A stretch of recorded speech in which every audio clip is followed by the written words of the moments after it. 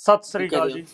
KTV ਦਾ ਆਨੰਦ ਮਾਣ ਰਹੇ ਪਿਆਰੇ ਦਰਸ਼ਕੋ, ਜਿੱਥੇ ਜਿੱਥੇ ਵੀ ਬੈਠੇ ਹੋ, ਜਿਹੜੇ ਵੀ ਸਾਧਨ ਦੇ ਨਾਲ KTV ਦੇ ਨਾਲ ਜੁੜੇ ਹੋਏ ਹੋ, ਹਰ ਇੱਕ ਜਗ੍ਹਾ ਦੇ ਵਿੱਚੋਂ ਕਿਸੇ ਵੀ ਦੇਸ਼ ਦੁਨੀਆ ਦੇ ਕੋਨੇ ਦੇ ਵਿੱਚ ਜਿੱਥੇ ਵੀ ਹੋ ਜੀ, ਉੱਥੇ ਬੈਠਿਆਂ ਦਾ ਤੁਹਾਡਾ ਸਵਾਗਤ ਹੈ KTV ਦੇ ਜਰੀਏ। ਤੇ KTV ਤੁਹਾਨੂੰ ਪਤਾ ਕਿ ਇਹੋ ਜਿਹਾ ਇੱਕ ਮੀਡੀਆ ਜਿਹੜਾ ਹਮੇਸ਼ਾ ਹੱਕ ਸੱਚ ਦੀ ਆਵਾਜ਼ ਹੈ ਤੇ ਨਿਰਪੱਖ ਗੱਲ ਕਰਦਾ ਹੈ। ਤੇ ਚਾਹੇ ਕੋਈ ਵੀ ਧਾਰਮਿਕ ਜਥੇਬੰਦੀ ਹੋਵੇ, ਚਾਹੇ ਕੋਈ ਵੀ ਸਿਆਸੀ ਪਾਰਟੀ ਹੋਵੇ, ਸਵਾਲ ਸਾਰਿਆਂ ਨੂੰ ਇੱਕੋ ਜਿਹੇ ਰੱਖੇ ਜਾਂਦੇ ਹਨ ਤੇ ਕਿਸੇ ਦਾ ਕੋਈ ਵੀ ਪੱਖਪਾਤ ਨਹੀਂ ਕੀਤਾ ਜਾਂਦਾ। ਤੇ ਇਸੇ ਲੜੀ ਨੂੰ ਅੱਗੇ ਤੋਰਾਂਗੇ ਜੀ। ਤੇ ਪ੍ਰੋਗਰਾਮ ਤਸੱਲੀਆਂ ਜਿਹੜਾ ਹੈ ਉਸ ਦਾ ਅਗਲਾ ਐਪੀਸੋਡ ਜਿਹੜਾ ਅੱਜ ਉਹ ਤੁਹਾਡੇ ਰੂਬਰੂ ਕਰਨ ਜਾ ਰਿਹਾ।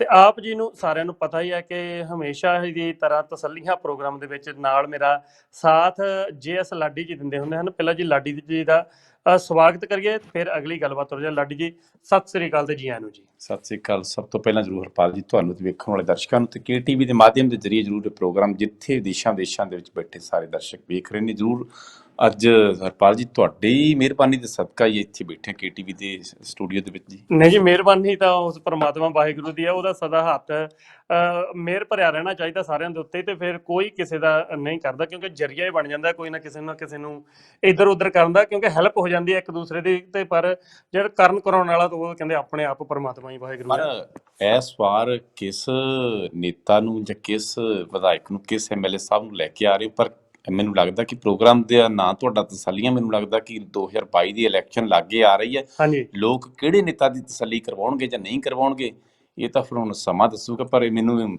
ਸ਼ੱਕ ਜਿਹਾ ਲੱਗਦਾ ਕਿ ਕੁਛ ਨਾ ਕੁਛ ਤੁਸੀਂ ਨਵਾਂ ਚਿਹਰਾ ਜ਼ਰੂਰ ਲੈ ਕੇ ਆ ਰਹੇ ਹੋ। ਬਿਲਕੁਲ ਜੀ। ਤੇ ਜਿਵੇਂ ਦਰਸ਼ਕਾਂ ਨੂੰ ਵੀ ਪਤਾ ਹੀ ਹੈ ਕਿ ਹਰ ਐਪੀਸੋਡ ਦੇ ਵਿੱਚ, ਹਰ ਪ੍ਰੋਗਰਾਮ ਦੇ ਵਿੱਚ ਇੱਕ ਕਿਸੇ ਨਾ ਕਿਸੇ ਰਾਜਨੀਤਿਕ ਸ਼ਖਸੀਅਤ ਦੇ ਨਾਲ ਗੱਲਬਾਤ ਕੀਤੀ ਜਾਂਦੀ ਹੈ ਤੇ ਉਹਨਾਂ ਦੇ ਰੂਬਰੂ ਤੁਹਾਨੂੰ ਕੀਤਾ ਜਾਂਦਾ ਹੈ। ਤੇ ਉਹਦੇ ਵਿੱਚ ਫਿਰ ਆਪਾਂ ਇਹ ਸਾਰੀ ਗੱਲਬਾਤ ਕਰਦੇ ਹਾਂ ਕਿ ਜਿਹੜੀਆਂ ਜਿਵੇਂ ਕਿ ਹੁਣ ਸਰਕਾਰ ਚੱਲ ਰਹੀ ਹੈ, ਕਾਂਗਰਸ ਦੀ ਸਰਕਾਰ ਚੱਲ ਰਹੀ ਹੈ, ਪਰ ਉਸ ਤੋਂ ਪਹਿਲਾਂ 10 ਸਾਲ ਅਕਾਲੀ BJP ਸਰਕਾਰ ਵੀ ਸੀ। ਤੇ ਹੁਣ ਜਿਹੜਾ 2022 ਦੁਆਰਾ ਬੜੀ ਤੇਜ਼ੀ ਦੇ ਨਾਲ ਨੇੜੇ ਆ ਰਹੀ ਹੈ, ਕੁਝ ਇੱਕ ਮਹੀਨਿਆਂ ਦਾ ਹੀ ਕੰਮ ਨੇੜੇ ਰਹਿ ਗਿਆ। ਜਦੋਂ ਪ੍ਰੋਗਰਾਮ ਸ਼ੁਰੂਆਤ ਕੀਤੀ ਸੀ ਉਦੋਂ ਤਾਂ ਸ਼ਾਇਦ 8-9 ਮਹੀਨੇ ਹੁੰਦੇ ਸਨ, ਪਰ ਹੁਣ ਤਾਂ 4-5 ਮਹੀਨਿਆਂ ਦੀ ਖੇਡ ਰਹਿ ਗਈ ਹੈ, ਜਦ ਤੱਕ ਚੋਣ ਜ਼ਾਬਤਾ ਲੱਗ ਜਾਵੇਗਾ। ਸੋ ਪ੍ਰੋਗਰਾਮ ਦੇ ਵਿੱਚ ਆਪਾਂ ਗੱਲਬਾਤ ਇਹ ਕਰ ਜਾਂਦੇ ਕਿ ਸਰਕਾਰਾਂ ਜਿਹੜੀਆਂ ਹਨ ਉਹਨਾਂ ਨੇ ਲੋਕਾਂ ਦੀਆਂ ਤਸੱਲੀਆਂ ਕਰਵਾਈਆਂ ਹਨ, ਲੋਕੀ ਖੁਸ਼ ਹਨ। ਤੇ ਜਾਂ ਫਿਰ ਜਿਸ ਤਰ੍ਹਾਂ 10 ਸਾਲ ਅਕਾਲੀ ਭਾਜਪਾ ਸਰਕਾਰ ਦੀਆਂ, ਉਹ ਤਾਂ ਕਹਿੰਦੇ ਸੀ ਕਿ ਅਸੀਂ ਲੋਕਾਂ ਦੀਆਂ ਤਸੱਲੀਆਂ ਕਰਵਾਈਆਂ, ਪਰ ਲੋਕਾਂ ਨੇ ਇਹੋ ਜਿਹੀਆਂ ਤਸੱਲੀਆਂ ਕਰਵਾਈਆਂ ਤੇ 2017 ਦੇ ਵਿੱਚ ਵਿਰੋਧੀ ਧਿਰ ਦਾ ਉਹਦਾ ਵੀ ਨਹੀਂ ਮਿਲ ਸਕਿਆ ਤੇ ਇਹੋ ਜਿਹੀਆਂ ਤਸੱਲੀਆਂ ਕਰਵਾ ਕੇ ਘਰ ਬੈਠ ਗਏ। ਪਰ ਹੁਣ ਇੱਕ ਵਾਰ ਕਹਿੰਦੇ ਕਿ ਜਿਹੜੀ ਅੱਗੇ ਤੁਹਾਡੇ ਨਾਲ ਗੱਲਬਾਤ ਜਿਹੜੀ ਕਰੀਦੀ ਹੈ, ਜ਼ਿਆਦਾਤਰ ਜਿਹੜਾ ਕਹਿੰਦਾ ਕਿ ਸਰਕਾਰ ਤੋਂ ਬਾਹਰ ਵਾਲੇ ਜਿਹੜੇ ਸਿਆਸੀ ਲੀਡਰ ਹੁੰਦੇ ਹਨ ਉਹਨਾਂ ਦੇ ਨਾਲ ਗੱਲਬਾਤ ਕੀਤੀ ਜਾਂਦੀ ਹੈ। ਪਰ ਅੱਜ ਆਪਣੇ ਨਾਲ ਮੌਜੂਦਾ ਸਰਕਾਰ ਦੇ MLA ਹਨ ਤੇ ਬੜੀ ਮਾਣਯੋਗ ਸ਼ਖਸੀਅਤ ਤੇ ਬੜੇ ਪੜ੍ਹੇ ਲਿਖੇ ਅਫਸਰ ਰਹਿ ਚੁੱਕੇ ਹਨ। ਪਹਿਲਾਂ ਵੀ ਵੱਖੋ-ਵੱਖ ਮਹਿਕਮਿਆਂ ਦੇ ਵਿੱਚ, ਵੱਖੋ-ਵੱਖ ਡਿਪਾਰਟਮੈਂਟਸ ਦੇ ਵਿੱਚ ਜਿਹੜੀ ਕਿ ਲੋਕਾਂ ਦੀ ਸੇਵਾ ਕਰਦੇ ਆ, ਲੰਮਾ ਸਮਾਂ ਸੇਵਾਵਾਂ ਕੀਤੀਆਂ। ਤੇ ਉਸ ਤੋਂ ਬਾਅਦ ਹੁਣ ਪਿਛਲੇ ਸਮੇਂ ਤੋਂ ਰਾਜਨੀਤੀ ਦੇ ਵਿੱਚ ਆਏ ਤੇ ਰਾਜਨੀਤੀ ਦੇ ਵਿੱਚ ਆ ਕੇ ਵੀ ਸਾਫ਼ ਸੁਥਰੀ ਰਾਜਨੀਤੀ ਕੀਤੀ ਤੇ ਹਜੇ ਤੱਕ ਸਾਫ਼ ਸੁਥਰੀ ਰਾਜਨੀਤੀ, ਸਾਫ਼ ਸੁਥਰੀ ਛਵੀ ਬਣਾਈ ਹੋਈ ਹੈ ਆਪਣੀ। ਕੋਈ ਵੀ ਮੁੱਦਾ ਹੋਵੇ ਖੁੱਲ੍ਹ ਕੇ ਗੱਲ ਕਰਦੇ ਹਨ ਉਸ ਦੇ ਉੱਤੇ, ਤੇ ਆਮ ਲੀਡਰਾਂ ਵਾਂਗੂ ਉਸ ਨੂੰ ਗੋਲ ਮਟੋਲ ਨਹੀਂ ਕਰਦੇ, ਸਾਫ਼ ਤੇ ਸਿੱਧਾ ਸਪਸ਼ਟ ਜਵਾਬ ਦਿੰਦੇ ਹਨ। ਤੇ ਬਿਲਕੁਲ ਜੀ, ਤੇ ਅੱਜ ਆਪਣੇ ਨਾਲ ਲੁਧਿਆਣਾ ਹਲਕੇ ਤੋਂ ਜੀ, ਲੁਧਿਆਣੇ ਜ਼ਿਲ੍ਹੇ ਤੋਂ ਗਿੱਲ ਹਲਕੇ ਤੋਂ MLA ਹਨ ਸਰਦਾਰ ਕੁਲਦੀਪ ਸਿੰਘ ਵੈਦ ਜੀ। ਤੇ ਉਹ ਅੱਜ ਆਪਣੇ ਨਾਲ ਗੱਲਬਾਤ ਕਰਨਗੇ ਤੇ ਉਹਨਾਂ ਦੇ ਜਰੀਏ, ਉਹਨਾਂ ਦੀ ਜ਼ੁਬਾਨੋਂ ਹੀ ਤੇ ਉਹਨਾਂ ਦੇ ਆਪਣੇ ਵਿਚਾਰਾਂ ਤੋਂ ਹੀ ਸੁਣਾਂਗੇ ਕਿ ਕੀ ਸਰਕਾਰ ਜਿਹੜੀ ਹੈ ਉਹਨੇ ਲੋਕਾਂ ਦੀਆਂ ਤਸੱਲੀਆਂ ਕਰਵਾਈਆਂ ਹਨ ਤੇ ਜਾਂ ਫਿਰ ਲੋਕੀ ਹੱਥਾਂ ਨੂੰ ਥੁੱਕ ਲਾ ਕੇ ਬੈਠੇ ਹਨ ਕਿ ਅਸੀਂ 22 ਦੇ ਵਿੱਚ ਤਸੱਲੀਆਂ ਕਰਵਾਉਣੀਆਂ ਹਨ। ਤੇ ਵੱਖ-ਵੱਖ ਮੁੱਦਿਆਂ ਦੇ ਉੱਤੇ ਗੱਲਬਾਤ ਉਹਨਾਂ ਦੇ ਨਾਲ ਕਰਾਂਗੇ। ਪਹਿਲਾਂ ਚੈੱਕ ਕਰ ਲੈਂਦੇ ਕਿ ਸਾਡੇ ਨਾਲ ਲਾਈਨ ਤੇ ਵੈਦ ਸਾਹਿਬ ਜੁੜ ਚੁੱਕੇ ਹਨ ਜਾਂ ਨਹੀਂ ਜੀ। ਹੈਲੋ ਸਾਰਿਆਂ ਨੂੰ ਸਤਿ ਸ਼੍ਰੀ ਅਕਾਲ ਜੀ। ਹਰਪਾਲ ਸਿੰਘ ਜੀ, ਲਾਡੀ ਜੀ ਸਤਿ ਸ਼੍ਰੀ ਅਕਾਲ।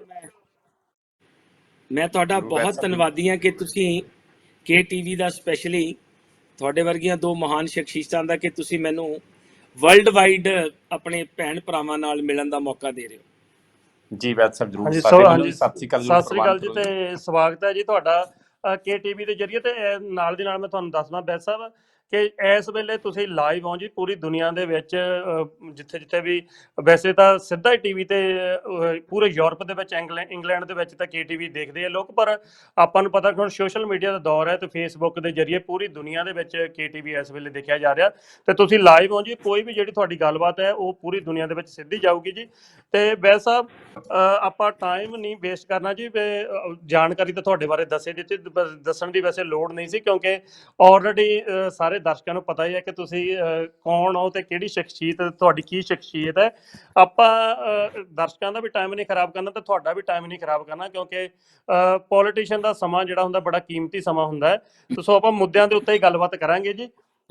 ਤੇ ਰੈਡੀ ਹੋ ਜੀ, ਤਿਆਰ ਹੋ?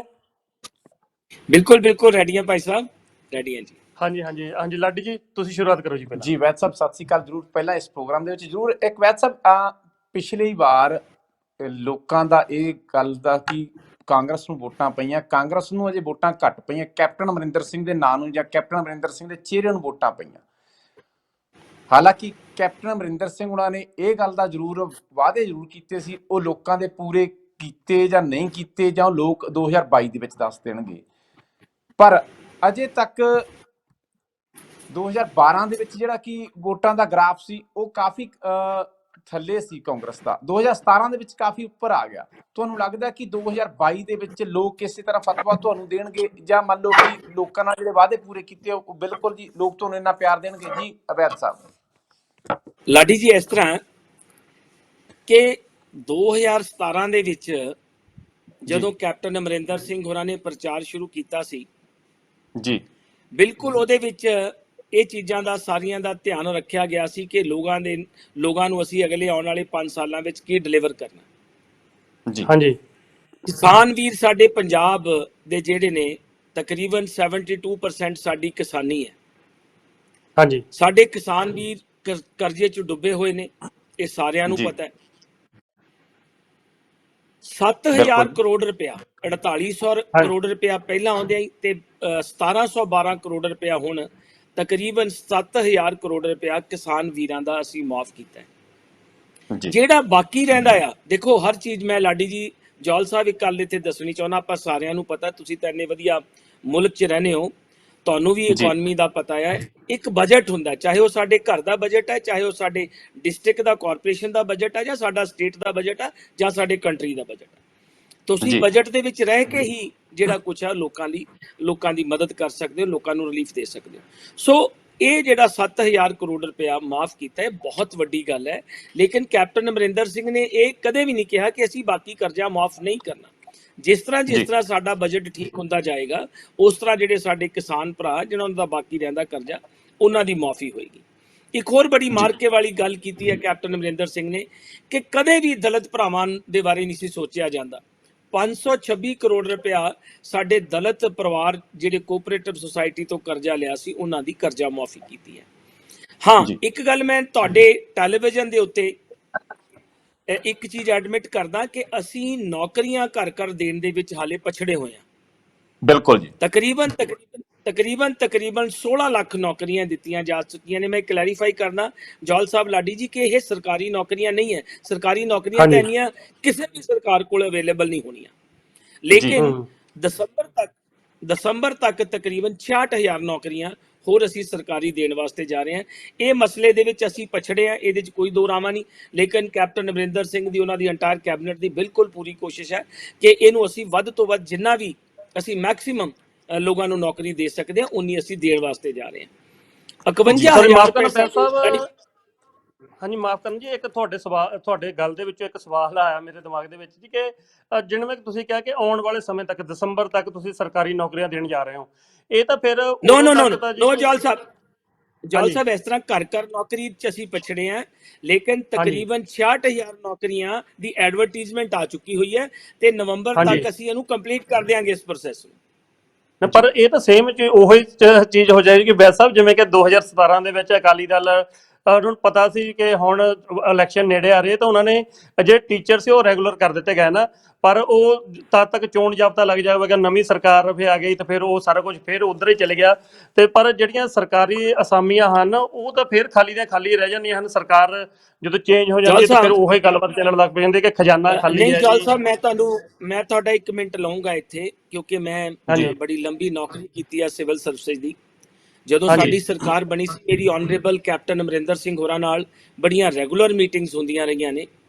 ਅਸੀਂ ਜਿਹੜਾ ਟਾਰਗੇਟ ਫਿਕਸ ਕੀਤਾ ਸੀ ਉਹ 2020 ਤੱਕ ਕੀਤਾ ਸੀ ਕਿ ਅਸੀਂ 2020 ਤੱਕ ਇਹ ਜਿਹੜੇ ਸਾਡੇ ਜਿੰਨੇ ਵੀ ਸਾਡੇ ਏਜੰਡੇ ਨੇ ਇਹਨਾਂ ਨੂੰ ਮੁਕੰਮਲ ਕਰਾਂਗੇ।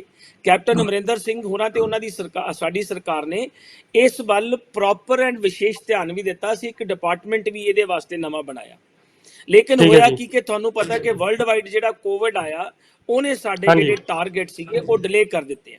ਮੈਂ ਆਪਣੇ ਹਲਕੇ ਦੀ ਵੀ ਤੁਹਾਨੂੰ ਗੱਲ ਦੱਸਾਂ, ਮੈਂ 2020 ਤੱਕ ਦਾ ਪ੍ਰੋਗਰਾਮ ਬਣਾਇਆ ਸੀ, ਲੇਕਿਨ ਤੁਸੀਂ ਯਕੀਨ ਕਰਿਓ ਕਿ ਮੈਂ ਹਾਲੇ ਤੱਕ 85% ਅਚੀਵ ਕਰ ਚੁੱਕਿਆ। ਜਿਹੜਾ 15% ਅਚੀਵ ਕਰਨਾ ਉਹ ਆਉਣ ਵਾਲੇ ਅਗਲੇ 4 ਮਹੀਨਿਆਂ ਦੇ ਵਿੱਚ ਅਚੀਵ ਹੋਏਗਾ, ਪਹਿਲਾਂ ਨਹੀਂ ਹੋ ਸਕਦਾ। ਉਹਦੇ ਬੜੀ ਕੰਸਟ੍ਰੇਂਟਸ ਆ। ਤੁਸੀਂ ਦੇਖੋ ਜਿਹੜਾ ਕਰੋਨਾ ਵਰਲਡ ਵਾਈਡ ਆਇਆ, ਇਹਨੇ ਇਕੱਲਾ ਪੰਜਾਬ ਨੂੰ ਨੁਕਸਾਨ ਨਹੀਂ ਕੀਤਾ, ਇਹਨੇ ਵਰਲਡ ਵਾਈਡ ਲੋਕਾਂ ਦਾ ਨੁਕਸਾਨ ਕੀਤਾ। ਲੇਕਿਨ as per administration is concerned, ਉਹਦੇ ਵਿੱਚ ਸਾਡੀ ਸਰਕਾਰ ਨੇ ਬਹੁਤ ਅੱਛੇ ਸਟੈਪਸ ਲਏ ਨੇ। ਵੈਦ ਸਾਹਿਬ, ਇੱਕ ਗੱਲ ਤੁਹਾਡੀ ਗੱਲਾਂ ਦੇ ਵਿੱਚੋਂ ਗੱਲ ਆਈ ਕਿ ਕੋਵਿਡ-19 ਦੇ ਜ਼ਰੀਏ ਪੂਰਾ ਦੇਸ਼, ਪੂਰਾ ਵਰਲਡ ਮਹਾਮਾਰੀ ਦੇ ਵਿੱਚ ਦੀ ਗੁਜ਼ਰਿਆ, ਪਰ ਕੋਵਿਡ-19 ਦੇ ਜ਼ਰੀਏ ਇੱਕ ਛੋਟੀ ਜਿਹੀ ਨਹੀਂ ਵੱਡੀ ਘਾਟ ਮਹਿਸੂਸ ਹੋਈ ਪੰਜਾਬ ਨੂੰ ਨਹੀਂ, ਪੂਰੇ ਭਾਰਤ ਨੂੰ। ਜੇ ਗੱਲ ਕਰੀਏ ਕਿ ਦੇਸ਼ ਨੂੰ ਆਜ਼ਾਦ ਹੋਏ ਤਕਰੀਬਨ 74 ਸਾਲ ਦੇ ਲਾਗੇ ਹੋ ਚੁੱਕੇ, ਅਜੇ ਤੱਕ ਵੀ ਸਾਡਾ ਅਸੀਂ ਕਹਿੰਦੇ ਵੀ ਪੂਰੇ ਵਿਕਾਸ ਹੋ ਗਿਆ ਗਲੀਆਂ ਨਾਲੀਆਂ ਦਾ, ਪਰ ਹੁਣ ਘਾਟ ਮਹਿਸੂਸ ਇਹ ਜ਼ਰੂਰ ਹੋਈ ਕਿ ਸਾਡੇ ਪੰਜਾਬ ਨੂੰ ਜਾਂ ਦੇਸ਼ ਨੂੰ ਹਸਪਤਾਲਾਂ ਦੀ ਘਾਟ ਬਿਲਕੁਲ ਮਹਿਸੂਸ ਹੋ ਰਹੀ ਹੈ। ਕਿ ਇਹ ਆਉਣ ਵਾਲੇ ਸਮੇਂ ਦੇ ਵਿੱਚ ਕਿਤੇ ਕੋਈ ਸਰਕਾਰ ਇੱਦਾਂ ਦੀ ਆਊਗੀ ਜਿਹੜੇ ਕਿ ਹੋਰ ਹਸਪਤਾਲ ਜਿਹਦੇ ਕਿ ਪਤਾ ਹੋਵੇ ਵੀ ਇੰਨੇ ਬੈੱਡਾਂ ਦਾ ਆਹ ਹਸਪਤਾਲ, ਪਰ ਜੇਕਰ ਹਸਪਤਾਲ ਹੈ ਵੀ ਨਾ, ਡਿਸਪੈਂਸਰੀਆਂ ਹੈ ਵੀ ਨੇ, ਉੱਥੇ ਸਟਾਫ ਹੈ ਨਹੀਂ। ਜੇ ਸਟਾਫ ਹੈ ਤਾਂ ਉੱਥੇ ਤਕਰੀਬਨ ਬੈੱਡ ਦੀ ਕੋਈ ਅਵੇਲੇਬਲ ਕੋਈ ਇੱਦਾਂ ਦੀ ਗੱਲ ਹੈ ਨਹੀਂ। ਕੀ ਕਮੀ ਕੀ ਹੈ ਕਿ ਸਾਡਾ ਪੰਜਾਬ ਕਦੋਂ ਇਹਦੇ ਘਾਟਾਂ ਕਦੋਂ ਪੂਰੀਆਂ ਹੋਣਗੀਆਂ ਜੀ ਅਵੈਧ ਸਾਹਿਬ? ਲਾਡੀ ਜੀ, ਮੈਂ 1 ਮਿੰਟ ਜ਼ਰੂਰ ਲਊਂਗਾ। ਮੈਂ ਐਕਸਪਲੇਨ ਹੀ ਕਰੂੰਗਾ ਕਿ ਕਿਉਂਕਿ ਆਲਰੇਡੀ ਯੂ ਪੀਪਲ ਨੋ ਕਿ ਵਰਲਡ ਵਾਈਡ ਕਰੋਨਾ ਨੇ ਤੁਹਾਡੇ ਯੂਕੇ ਨੂੰ ਵੀ, ਸਾਰੇ ਵਰਲਡ ਨੂੰ ਇਫੈਕਟ ਕੀਤਾ।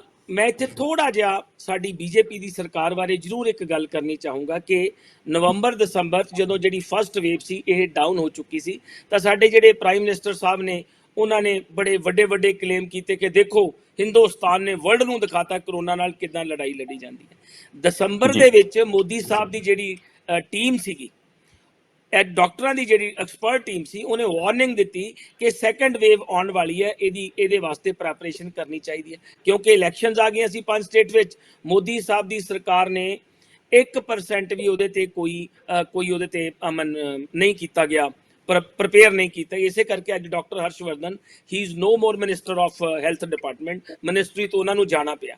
ਇਹ ਗੱਲ ਮੈਂ ਤੁਹਾਡੇ ਨਾਲ ਤਾਂ ਕੀਤੀ ਹੈ ਕਿ ਜਿਹੜੀ ਸੈਕੰਡ ਵੇਵ ਆਈ, ਤੁਸੀਂ ਯੂਪੀ, ਬਿਹਾਰ, ਮੱਧ ਪ੍ਰਦੇਸ਼, ਆਂਧਰਾ ਪ੍ਰਦੇਸ਼, ਮਹਾਰਾਸ਼ਟਰਾ, ਗੁਜਰਾਤ, ਦਿੱਲੀ, ਕੇਰਲਾ, ਇਹ ਸਾਰੀਆਂ ਸਟੇਟਾਂ ਦੇ ਵਿੱਚ ਤੁਸੀਂ ਦੇਖਿਆ ਕਿ ਬੁਰਾ ਹਾਲ ਹੋ ਗਿਆ। ਮੈਨੂੰ ਸ਼ਰਮ ਆਉਂਦੀ ਹੈ ਇਹ ਗੱਲ ਕਹਿੰਦਿਆਂ, ਬਿਲਕੁਲ ਸ਼ਰਮ ਮਹਿਸੂਸ ਕਰਦਾ ਮੈਂ ਕਿ ਸਾਡੇ ਲੋਕਾਂ ਨੂੰ ਯੂਪੀ, ਬਿਹਾਰ ਦੇ ਵਿੱਚ ਗੰਗਾ ਦੇ ਵਿੱਚ ਡੈਡ ਬੋਡੀ ਜਿਹੜੀਆਂ ਕਰੋਨਾ ਨਾਲ ਡੈਥ ਹੋਈ ਸੀ ਉਹਨਾਂ ਨੂੰ ਉਹਦੇ ਵਿੱਚ ਸੁੱਟਣਾ ਪਿਆ, ਲੱਕੜਾਂ ਨਹੀਂ ਸੀ ਅਵੇਲੇਬਲ। ਔਰ ਜਿਹੜੀ ਸਭ ਤੋਂ ਵੱਡੀ ਮਾਰ ਹਿੰਦੁਸਤਾਨ ਨੂੰ ਪਈ ਉਹ ਆਕਸੀਜਨ ਦੀ ਕਮੀ। ਦਿੱਲੀ ਦੇ ਵਿੱਚ ਕੇਜਰੀਵਾਲ ਸਾਹਿਬ ਦੀ ਸਰਕਾਰ ਹੈ, ਤੁਸੀਂ ਹੈਰਾਨ ਹੋਵੋਗੇ, ਤੁਹਾਨੂੰ ਮੈਨੂੰ ਕਿਉਂਕਿ ਟਾਈਮ ਦਾ ਕੰਸਟ੍ਰੇਂਟ ਹੈ, ਤੁਹਾਨੂੰ ਆਪ ਪਤਾ ਕਿ ਦਿੱਲੀ ਦੇ ਵਿੱਚ ਆਕਸੀਜਨ ਦੇ ਨਾਲ ਕਿੰਨੀਆਂ ਡੈਥਸ ਹੋਈਆਂ। ਇੱਕ ਮੈਂ ਇੱਥੇ ਤੁਹਾਨੂੰ ਕਹਿਣਾ ਚਾਹੁੰਦਾ, ਬੇਸ਼ੱਕ ਤੁਹਾਨੂੰ ਫੈਕਟਸ ਪਤਾ, you can verify the facts, Punjab ਦੇ ਵਿੱਚ ਇੰਨੀ ਵਧੀਆ ਕੈਪਟਨ ਅਮਰਿੰਦਰ ਸਿੰਘ ਨੇ ਟੀਮ ਬਣਾਈ ਸੀ, ਉਸ ਟੀਮ ਨੇ ਇੱਕ ਵੀ ਪੇਸ਼ੈਂਟ ਸਾਡਾ ਬਿਨਾਂ ਆਕਸੀਜਨ ਤੋਂ ਨਹੀਂ ਮਰਿਆ।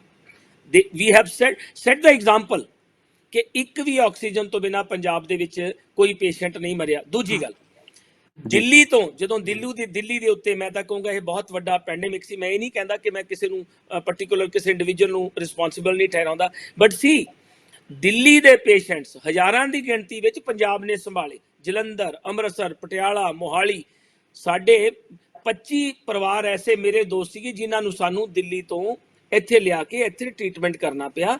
ਉਹਨਾਂ ਦੇ ਕੋਲੇ ਹਸਪੀਟਲਸ ਨਹੀਂ ਸੀ, ਉਹਨਾਂ ਕੋਲੇ ਆਕਸੀਜਨ ਅਵੇਲੇਬਲ ਨਹੀਂ ਸੀ। ਜਿਹੜੀ ਲਾਡੀ ਜੀ ਤੁਸੀਂ ਸਵਾਲ ਕੀਤਾ, ਮੈਨੂੰ ਬੈਕਗਰਾਊਂਡ ਦੱਸਣੀ ਪਈ। ਇਹ ਜਿਹੜਾ ਜੀ ਤੁਸੀਂ ਸਵਾਲ ਕੀਤਾ ਹੈ, ਪੰਜਾਬ ਦੇ ਵਿੱਚ ਅਸੀਂ ਨੋ ਡਾਊਟ ਕਿ ਜਿੰਨੀ ਸਾਡੀ ਪਾਪੂਲੇਸ਼ਨ ਆ ਉਹਦੇ ਮੁਤਾਬਕ ਸਾਡੇ ਕੋਲ ਉਹ ਹੈਲਥ ਫੈਸਿਲਿਟੀ ਦੇ ਵਿੱਚ ਕਮੀ ਹੈ, ਲੇਕਿਨ ਫਿਰ ਵੀ ਮੈਂ ਦਾਵਾ ਕਰਦਾ, you can verify the facts, ਕਿ ਪੰਜਾਬ ਨੇ ਦਿੱਲੀ ਤੇ ਈਵਨ ਕੁਝ ਜਿਹੜੇ ਸਰਾਊਂਡਿੰਗ ਹਰਿਆਣੇ ਦੇ ਪੇਸ਼ੈਂਟ ਸੀ ਉਹਨਾਂ ਨੂੰ ਵੀ ਪੰਜਾਬ ਨੇ ਟ੍ਰੀਟ ਕੀਤਾ। ਇਹ ਕ੍ਰੈਡਿਟ ਕੈਪਟਨ ਅਮਰਿੰਦਰ ਸਿੰਘ ਨੂੰ ਜਾਂਦਾ ਹੈ। ਸਾਡੇ ਕੋਈ ਵੀ ਆਕਸੀਜਨ ਤੋਂ ਬਿਨਾ ਪੇਸ਼ੈਂਟ ਦੀ ਡੈਥ ਨਹੀਂ ਹੋਈ। ਸਿਰਫ 5 ਜਾਂ 7 ਦਿਨ ਐਸੇ ਸੀ ਕਿ ਸਾਨੂੰ ਬੈੱਡਸ ਦੀ ਪ੍ਰੋਬਲਮ ਆਈ ਹੈ, ਲੇਕਿਨ ਵੀ ਮੈਨੇਜਡ ਆਲ। ਇਹ ਨਹੀਂ ਕਿ ਹਾਂਜੀ ਸਾਡੇ ਜਿਹੜੇ ਪੇਸ਼ੈਂਟਸ ਹੈ ਉਹ ਕਿਤੇ ਬਾਹਰ ਸਟ੍ਰੈਚਰ ਤੇ ਪਏ ਸੀ। ਇਹ ਜੀ ਇੱਕ ਵੀ ਐਗਜ਼ਾਮਪਲ ਪੰਜਾਬ ਨੇ ਨਹੀਂ ਹੋਣ ਦਿੱਤੀ। ਨਹੀਂ ਵੈਸੇ ਸਾਹਿਬ, ਇਹ ਤਾਂ ਚਲੋ ਸਰਕਾਰੀ ਅੰਕੜਿਆਂ ਦਾ ਮੁਤਾਬਕ ਤਾਂ ਤੁਸੀਂ ਗੱਲ ਕਰ ਰਹੇ ਹੋ, ਪਰ ਹੁਣ ਇਸ ਬਿਮਾਰੀ ਦੇ ਵਿੱਚੋਂ ਸਾਡਾ ਆਪਣਾ ਪਰਿਵਾਰ ਵੀ ਲੰਘਿਆ। ਇਹਦੇ ਵਿੱਚੋਂ ਅਸੀਂ ਖੁਦ ਕਹਿੰਦੇ ਕਿ ਗਰਾਊਂਡ ਤੇ ਦੇਖਿਆ ਕਿ ਕੀ ਹੋ ਰਿਹਾ, ਕੀ ਬੀਤ ਰਹੀ ਆ। ਜਿਹਦੇ ਕੋਲ ਤਾਂ ਪੈਸਾ ਸੀ ਉਹਨੂੰ ਤਾਂ ਆਕਸੀਜਨ ਦੀ ਕਮੀ ਨਹੀਂ ਹੈ, ਇਹਦੇ ਵਿੱਚ ਕੋਈ ਸ਼ੱਕ ਨਹੀਂ। ਜਿਹੜਾ ਸਿਲੰਡਰ 2000 ਰੁਪਏ ਵਾਲਾ ਸੀ ਉਹ ਵੀ 10-10 12-12 ਹਜ਼ਾਰ ਦੇ ਵਿੱਚ ਮਿਲ ਰਿਹਾ ਸੀ।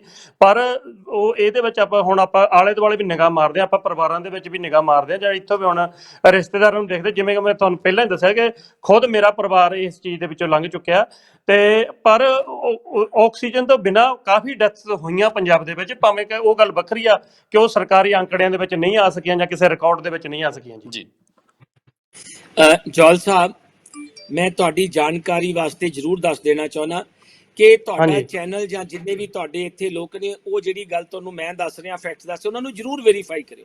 ਅਸੀਂ ਤਾਂ 1.5 ਸਾਲ ਤੋਂ ਫਾਈਟ ਕਰ ਰਹੇ ਹਾਂ। ਈਵਨ ਮੈਨੂੰ ਵੀ ਕਰੋਨਾ ਹੋਇਆ ਸੀ, ਸਾਡੇ ਸਾਰੇ ਪਰਿਵਾਰ ਨੂੰ ਕਰੋਨਾ ਹੋ ਚੁੱਕਿਆ ਹੈ।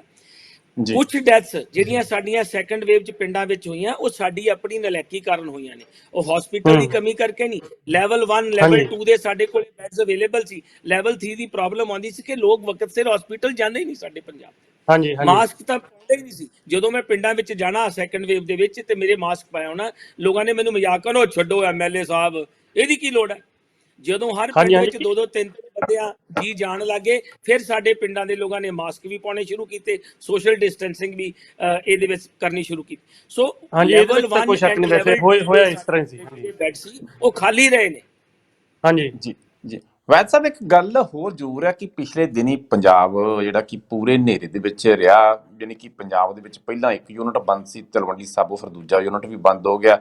ਬਿਜਲੀ ਜਿਹੜੀ ਕਿ ਕਾਫੀ ਮਹਿੰਗੀ ਰਹੀ। ਲੋਕਾਂ ਪਹਿਲਾਂ ਇਹ ਗੱਲ ਜ਼ਰੂਰ ਕਹਿੰਦੇ ਹੁੰਦੇ ਸੀ ਕਿ ਜਦੋਂ ਚੋਣ ਮੈਨੀਫੈਸਟੋ ਦੇ ਵਿੱਚ ਪਿਛਲੀ ਵਾਰੀ ਕੈਪਟਨ ਅਮਰਿੰਦਰ ਸਿੰਘ ਉਹਨਾਂ ਨੇ ਇਹ ਗੱਲ ਕਹੀ ਕਿ ਜੀ ਸਾਡੀ ਸਰਕਾਰ ਆਈ ਤਾਂ ਬਿਜਲੀ ਜ਼ਰੂਰ ਸਸਤੀ ਕਰਾਂਗੇ, ਪਰ ਕੈਪਟਨ ਸਾਹਿਬ ਉਹਨਾਂ ਦੀ ਸਰਕਾਰ ਆਈ ਤਾਂ ਬਿਜਲੀ ਮੈਨੂੰ ਲੱਗਦਾ ਫਿਰ ਵੀ ਸਸਤੀ ਨਹੀਂ ਹੋਈ, ਜ਼ਿਆਦਾ ਮਹਿੰਗੀ ਹੋ ਗਈ ਜੀ। ਤੇ ਮੈਨੂੰ ਲੱਗਦਾ ਕਿ ਜੇ ਬਿਜਲੀ ਇਸ ਵਕਤ ਜੇ ਲੋਕਾਂ ਨੂੰ ਤੁਹਾਡੇ ਤੇ ਆਸ ਉਮੀਦ ਸੀ ਜਾਂ ਬਿਜਲੀ ਮਹਿੰਗੀ ਹੋਈ ਹੈ, ਕਿ ਆਉਣ ਵਾਲੇ ਸਮੇਂ ਦੇ ਵਿੱਚ ਬਿਜਲੀ ਜਿਹੜੀ ਕਿ ਕਿਸੇ ਇਨਸਾਨ ਕੋਈ ਇਦਾਂ ਦਾ ਹੈ ਨਹੀਂ ਗਾ ਜਿਹਦਾ ਬਿਜਲੀ ਤੋਂ ਬਿਨਾਂ ਸਰੂਗਾ। ਘਰ ਦੇ ਵਿੱਚ ਬਿਜਲੀ, ਮੋਟਰਾਂ, ਕਿਸਾਨਾਂ ਨੂੰ ਬਿਜਲੀ, ਪਰ ਬਿਜਲੀ ਬਿਲਕੁਲ ਗੁੱਲ ਹੋ ਗਈ ਪੰਜਾਬ ਦੇ ਵਿੱਚ। ਕੀ ਕਾਰਨ ਹੈ, ਕੀ ਰੀਜ਼ਨ ਹੈ ਕਿ ਜੇਕਰ ਤੁਹਾਡੀ ਸਰਕਾਰ ਹੁਣ ਵੀ ਵੈਸਾ ਜੇ ਤੁਹਾਡੀ ਸਰਕਾਰ ਆ ਜੀ ਲਾਡੀ ਜੀ, ਇਹ ਕੁਝ ਸਮੱਸਿਆਵਾਂ ਨੇ ਜਿਹੜੀਆਂ ਐਟ ਏ ਟਾਈਮ ਆ ਜਾਂਦੀਆਂ ਨੇ। ਇਹਦੇ ਮੈਂ ਤੁਹਾਡਾ 1 ਮਿੰਟ ਲਵਾਂਗਾ। ਇਹਦੇ 2 ਪਹਿਲੂ ਜੀ।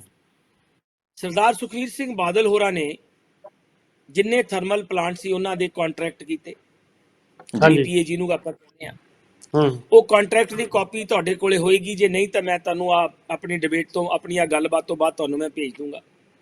ਤੁਸੀਂ ਉਹ ਪੜ੍ਹ ਕੇ ਦੇਖੋ ਕਿ ਕਿਹੋ ਜਿਹੇ ਕੰਟਰੈਕਟ ਸਰਦਾਰ ਸੁਖਬੀਰ ਸਿੰਘ ਬਾਦਲ ਸ਼੍ਰੋਮਣੀ ਅਕਾਲੀ ਦਲ ਨੇ ਸਰਕਾਰ ਨੇ ਕੀਤੇ, ਪੰਜਾਬ ਨੂੰ ਵੇਚਿਆ ਇਹਨਾਂ ਨੇ ਜੀ। ਸਾਡੀ ਸਰਕਾਰ ਆ ਗਈ, ਅਸੀਂ ਚਾਹੁੰਦੇ ਸੀ ਇਹ ਕੰਟਰੈਕਟ ਨੂੰ ਕੈਂਸਲ ਕਰ ਦਈਏ। ਇਹ ਵੀ ਸੁਜੈਸ਼ਨ ਆਇਆ ਕਿ ਵਿਧਾਨ ਸਭਾ ਦੇ ਵਿੱਚ ਜਾ ਕੇ ਇਹਨੂੰ ਕੰਟਰੈਕਟ ਕੈਂਸਲ ਕਰ ਦਿਓ।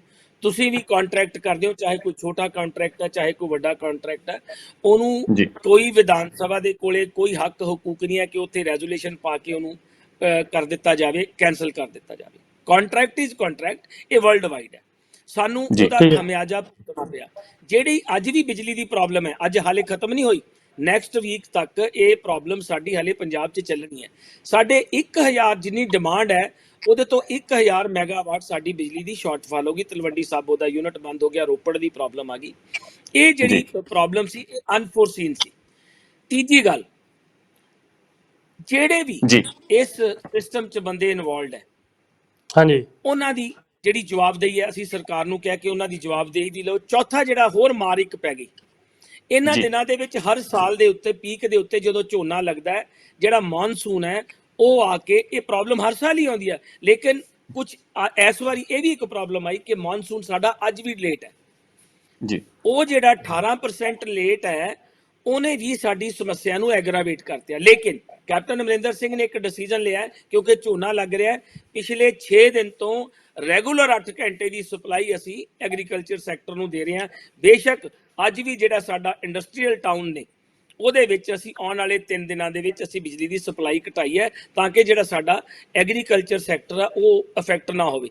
ਇੱਕ ਮੈਂ ਤੁਹਾਡੀ ਜਾਣਕਾਰੀ ਵਾਸਤੇ ਦੱਸ ਦਿਆਂ, 1 ਮਿੰਟ ਲਊਂਗਾ ਜੀ। ਮੈਂ ਐਸਡੀਐਮ ਈਸਟ ਸੀ 2002 ਤੇ ਸਰਦਾਰ ਪ੍ਰਕਾਸ਼ ਸਿੰਘ ਬਾਦਲ ਦੀ ਸਰਕਾਰ ਸੀ, ਉਦੋਂ ਵੀ ਬਿਜਲੀ ਦਾ ਬਹੁਤ ਵੱਡਾ ਸੰਕਟ ਆਇਆ ਸੀ, ਤੇ ਉਦੋਂ ਵੀ ਮੈਂ ਉਦੋਂ ਐਸਡੀਐਮ ਈਸਟ ਸੀ ਇੱਥੇ ਲੁਧਿਆਣਾ ਦੇ ਵਿੱਚ।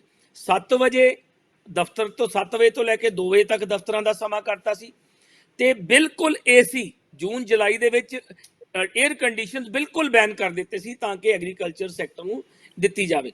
ਸੋ ਇਹ ਸਮੱਸਿਆਵਾਂ ਕਿਤੇ ਨਾ ਕਿਤੇ ਆਉਂਦੀਆਂ ਨੇ, ਇਹਨਾਂ ਦਾ ਹੱਲ ਅਸੀਂ ਕਰ ਲਿਆ ਹੋਇਆ। ਸਿਰਫ ਆਉਣ ਵਾਲੇ 4 ਦਿਨਾਂ ਤੋਂ ਬਾਅਦ ਸਾਡੀ ਜਿਹੜੀ ਇਹ ਸਪਲਾਈ ਲਾਈਨ ਹੈ ਬਿਲਕੁਲ ਠੀਕ ਹੋ ਜਾਏਗੀ। ਸਾਡੀਆਂ ਸਾਰੀਆਂ ਟੀਮਾਂ ਉਸ ਥਰਮਲ ਪਲਾਂਟਾਂ ਤੇ ਕੰਮ ਕਰ ਰਹੀਆਂ ਨੇ।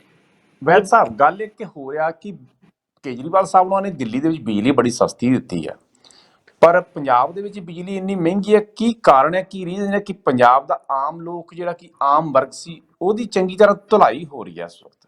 ਵੈਸੇ ਤਾਂ ਲਾਡੀ ਜੀ, ਇਹ ਗੱਲ ਕੁਛ ਜੀ ਜੀ ਵੈਦ ਸਾਹਿਬ, ਲਾਡੀ ਜੀ, ਕਦੇ ਤੁਸੀਂ ਇਹ ਸਵਾਲ ਆਮ ਆਦਮੀ ਪਾਰਟੀ ਦੇ ਲੀਡਰਾਂ ਨੂੰ ਕੀਤਾ ਹੈ ਬਿਲਕੁਲ ਆਮ ਆਦਮੀ ਪਾਰਟੀ ਜਾਂ ਦੇ ਵੀ ਲੀਡਰ ਕੇਜਰੀਵਾਲ ਜਿਹੜੇ ਸਾਹਿਬ ਨੂੰ ਕੀਤਾ ਹੈ? ਮੈਂ ਤੁਹਾਨੂੰ ਦੱਸਦਾ, ਇੱਕ ਮੋਟਾ ਜਿਹਾ ਫੰਡਾ ਦੱਸਣ ਲੱਗਿਆ ਤੁਹਾਨੂੰ। ਜੀ ਜਿਹੜੀ ਦਿੱਲੀ ਹੈ, ਦਿੱਲੀ ਦੇ ਵਿੱਚ ਫੰਡਸ ਦੀ ਵੈਸੇ ਕੋਈ ਕਮੀ ਨਹੀਂ ਹੈ, ਕਿਉਂਕਿ ਸੈਂਟਰ ਸਰਕਾਰ ਉੱਤੇ ਸਾਰਾ ਪੈਸਾ ਖਰਚਦੀ ਹੈ। ਜੀ ਉਹਨਾਂ ਦੇ ਬਜਟ ਤੇ ਸਾਡੇ ਬਜਟ ਫਰਕ। ਇੱਕ ਮੈਂ ਆਪਣੇ ਜਿੰਨੇ ਵੀ ਮੇਰੇ ਸਰੋਤੇ ਸੁਣ ਰਹੇ ਨੇ, ਮੈਂ ਉਹਨਾਂ ਨੂੰ ਇੱਕ ਗੱਲ ਦੱਸਣੀ ਚਾਹਣਾ ਕਿ ਕੇਜਰੀਵਾਲ ਸਾਹਿਬ 1400 ਕਰੋੜ ਰੁਪਏ ਦੀ ਬਿਜਲੀ ਮੁਫਤ ਦਿੰਦੇ ਨੇ। ਹਾਂਜੀ। ਤੇ ਲਾਡੀ ਜੀ ਜਵਾਲ ਸਾਹਿਬ, ਤੁਹਾਨੂੰ ਪਤਾ ਪੰਜਾਬ ਕਿੰਨੀ ਬਿਜਲੀ ਦੀ ਸਬਸਿਡੀ ਦਿੰਦਾ ਜੀ?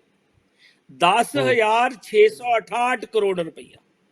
ਹਾਂਜੀ। ਜੱਸੀ ਦਾ ਡੈਮ 10,668 ਕਰੋੜ ਰੁਪਈਆ ਅਸੀਂ ਆਪਣੇ ਐਗਰੀਕਲਚਰ ਸੈਕਟਰ ਨੂੰ ਮੁਫਤ ਬਿਜਲੀ ਦਿੰਦੇ ਹਾਂ। ਮੈਂ ਤੀਜੀ ਵਾਰੀ ਰਿਪੀਟ ਕਰ ਰਿਹਾ, 1400 ਕਰੋੜ ਰੁਪਇਆ ਕੇਜਰੀਵਾਲ ਤੇ 10,668 ਰੁਪਏ ਪੰਜਾਬ ਦਿੰਦਾ ਹੈ। ਇਹ ਬਾਕੀ ਸਬਸਿਡੀਆਂ ਤੋਂ ਵੱਖਰੀ ਹੈ। ਕੇਜਰੀਵਾਲ ਸਾਹਿਬ ਦੇ ਕੋਲੇ ਇਹ ਕਹਿਣਗੇ ਜੀ ਸਾਡੇ ਤੋਂ ਉੱਥੇ ਐਗਰੀਕਲਚਰਿਸਟ ਘੱਟ ਨੇ। ਜਿੰਨੇ ਵੀ ਉੱਥੇ ਦਿੱਲੀ ਦੇ ਨਾਲ ਪਿੰਡਾਂ ਵਿੱਚ ਖੇਤੀ ਹੁੰਦੀ ਹੈ, 1 ਰੁਪਏ ਦੀ ਸਬਸਿਡੀ ਕੇਜਰੀਵਾਲ ਸਾਹਿਬ ਨੇ ਉੱਥੇ ਸਾਡੇ ਕਿਸਾਨ ਵੀਰਾਂ ਨੂੰ ਨਹੀਂ ਦਿੱਤੀ। ਹੁਣ ਤੁਸੀਂ ਇਹ ਸਵਾਲ ਚੱਕ ਲਿਆ, ਹੁਣ ਮੇਰੀਆਂ 3 ਗੱਲਾਂ ਜ਼ਰੂਰ ਸੁਣ ਲਿਓ, ਇਹ ਸਵਾਲ ਕਰਿਓ ਇਹਨਾਂ ਨੂੰ। ਕੇਜਰੀਵਾਲ ਸਾਹਿਬ ਪਹਿਲਾਂ ਤਾਂ ਇਹ ਸਟੈਂਡ ਆਪਣਾ ਕਲੀਅਰ ਕਰਨ ਪੰਜਾਬ ਦੇ ਪਾਣੀਆਂ ਦੇ ਉੱਤੇ। ਉਹਨਾਂ ਦੀਆਂ ਵੀਡੀਓਜ਼ ਨੇ, मीडिया ਦੇ ਵਿੱਚ ਹੈ कि ये पानी जो पंजाब का पानी है ये दिल्ली को भी देना चाहिए, हरियाणा को भी देना चाहिए, राजस्थान को भी देना चाहिए। सब तो पहला तो जॉन साहब लाडी जी केजरीवाल तो स्पष्टीकरण करे। दूजी गल, ये ਜਿਹੜੇ किसान ਵੀਰਾਂ ਦੇ ਉੱਤੇ ਸੈਂਟਰ ਗਵਰਨਮੈਂਟ ਨੇ, बीजेपी ਸਰਕਾਰ ਨੇ 3 ਕਾਲੇ ਕਾਨੂੰਨ ਬਣਾਏ ਆ, ਉਹਨਾਂ ਚੋਂ ਇੱਕ ਕਾਲਾ ਕਾਨੂੰਨ, ਅਸੀਂ ਕਾਲਾ ਕਾਨੂੰਨ ਕਹਿੰਦੇ ਆ ਕਿ ਇਹਦੇ ਨਾਲ ਪੰਜਾਬ ਦੀ ਆਮਦਨ ਵਧਣੀ ਨਹੀਂ, ਇਹਦੀ ਪੰਜਾਬ ਦੀ ਸਾਡੀ ਜ਼ਿਮੀਂਦਾਰਾਂ ਦੀ ਆਮਦਨ ਅੱਧੀ ਰਹਿ ਜਾਣੀ ਹੈ। ਉਹ ਮੈਂ ਤੁਹਾਨੂੰ ਦੱਸੂਗਾ ਕਿੰਨਾ ਅੱਧੀ ਰਹਿ ਜਾਣੀ ਹੈ। ਕੇਜਰੀਵਾਲ ਸਾਹਿਬ ਨੇ ਜਿਹੜਾ ਤੀਜਾ ਕਾਨੂੰਨ ਹੈ, ਤੁਹਾਡੇ ਮੁਲਕ ਦੀ ਗੱਲ ਕਰੀਏ ਜਾਂ ਬਾਕੀ ਮੁਲਕਾਂ ਦੀ ਗੱਲ ਕਰੀਏ, ਕਿਸੇ ਵੀ ਸਰਕਾਰ ਨੇ ਜਿੱਥੇ ਵੀ ਕਿਤੇ ਐਸੈਂਸ਼ੀਅਲ ਕਮੋਡਿਟੀ ਐਕਟ ਹੈ, ਸਰਕਾਰ ਦਾ ਉਹਦੀ ਸਟੋਰੇਜ ਦੇ ਉੱਤੇ ਕੰਟਰੋਲ ਰਹਿੰਦਾ ਹੈ, ਚਾਹੇ ਯੂਕੇ, ਚਾਹੇ ਯੂਰਪ ਹੈ, ਚਾਹੇ ਅਮਰੀਕਾ ਹੈ, ਚਾਹੇ ਕੈਨੇਡਾ ਹੈ, ਐਵਰੀਵੇਅਰ ਇਨ ਐਵਰੀ ਕੰਟਰੀ।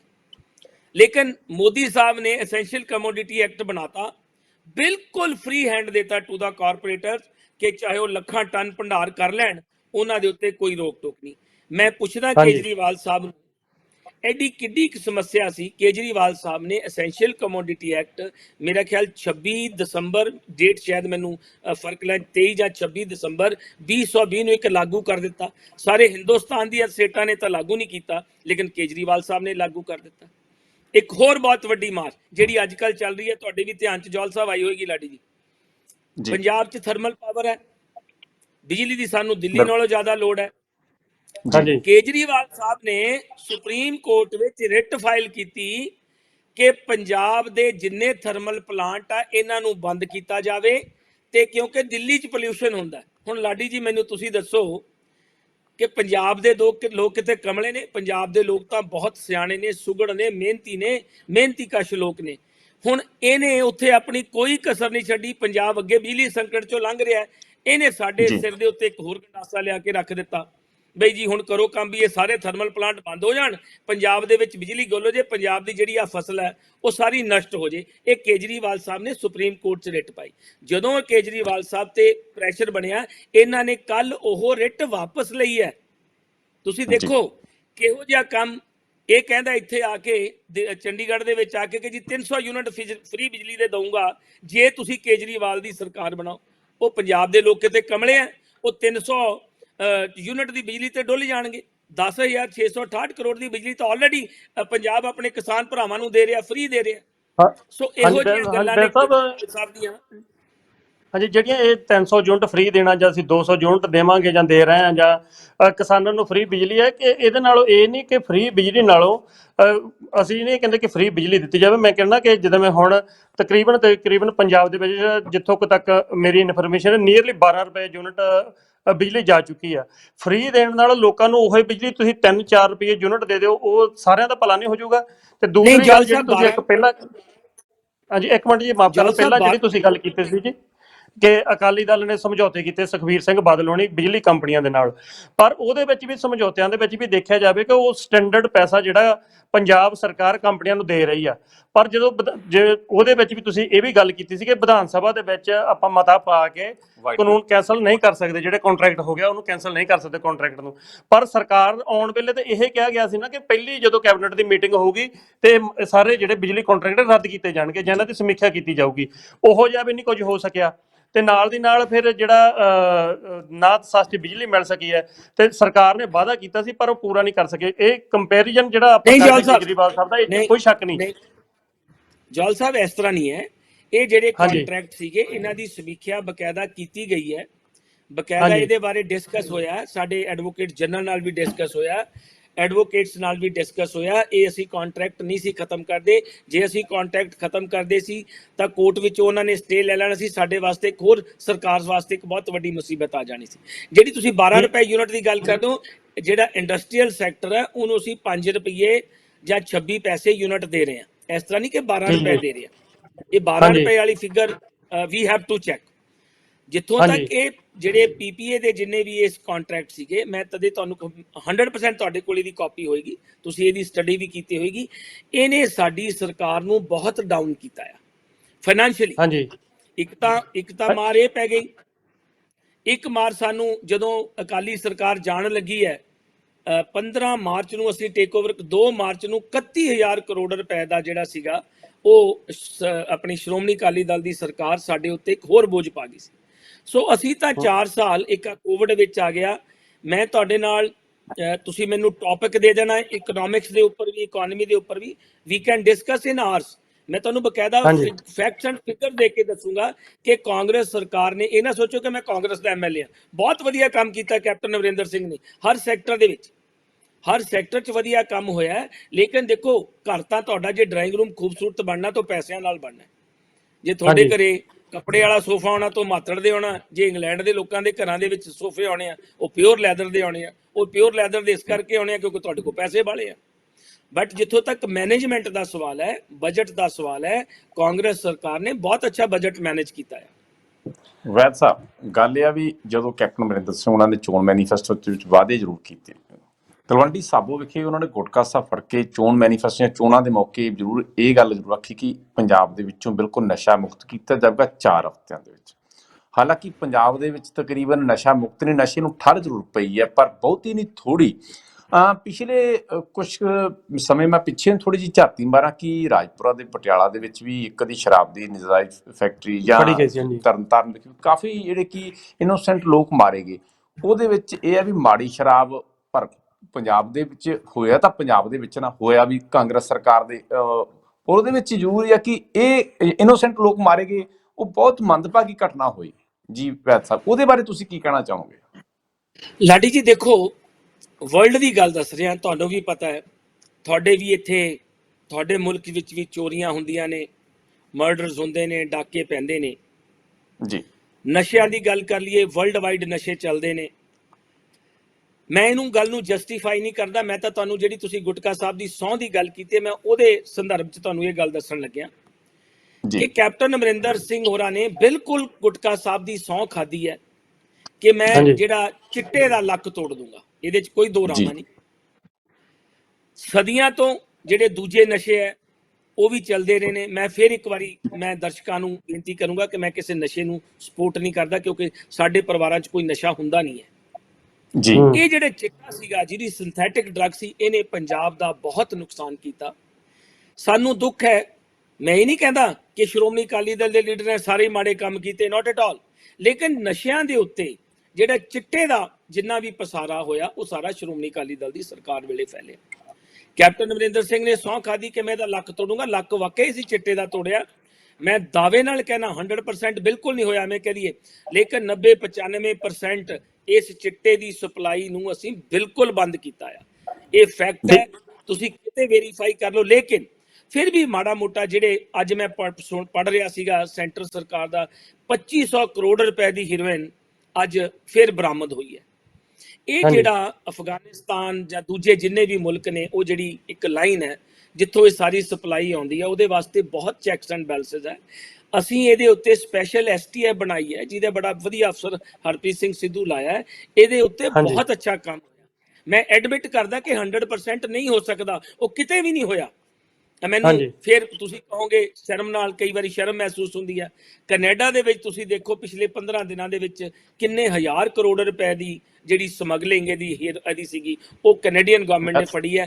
ਸ਼ਰਮ ਨਾਲ ਸਿਰ ਚੁੱਕਦਾ ਕਿ ਉਹਦੇ 'ਚ ਸਾਡੇ ਪੰਜਾਬੀ ਮੁੰਡੇ ਵੀ ਸ਼ਾਮਲ ਨੇ, ਹੈਲੀਕਾਪਟਰ ਵੈਦ ਰੱਖੇ ਹੋਏ ਸਾਹਿਬ ਨੇ ਨਸ਼ੇ ਵਿੱਚ। ਵੈਦ ਸਾਹਿਬ ਸੋ ਗੱਲ ਇੱਕ ਜਿਹੜੀ ਹੋ ਰਿਹਾ ਕਿ ਲਾਡੀ ਜੀ, ਜੀ ਜਿਹੜੀ ਚਿੱਟੇ ਦੀ ਸਪਲਾਈ ਹੈ, ਇਹਦੇ ਉੱਤੇ ਸਾਡੀ ਸਰਕਾਰ ਨੇ ਬਹੁਤ ਜ਼ਬਰਦਸਤ ਕੰਮ ਕੀਤਾ ਹੈ। ਇਹਦੇ 'ਚ ਕੋਈ ਦੋ ਰਾਮਾ ਨਹੀਂ ਹੈ, ਤੁਸੀਂ ਫੈਕਟਸ ਨੂੰ ਵੈਰੀਫਾਈ ਕਰ ਸਕਦੇ ਹੋ।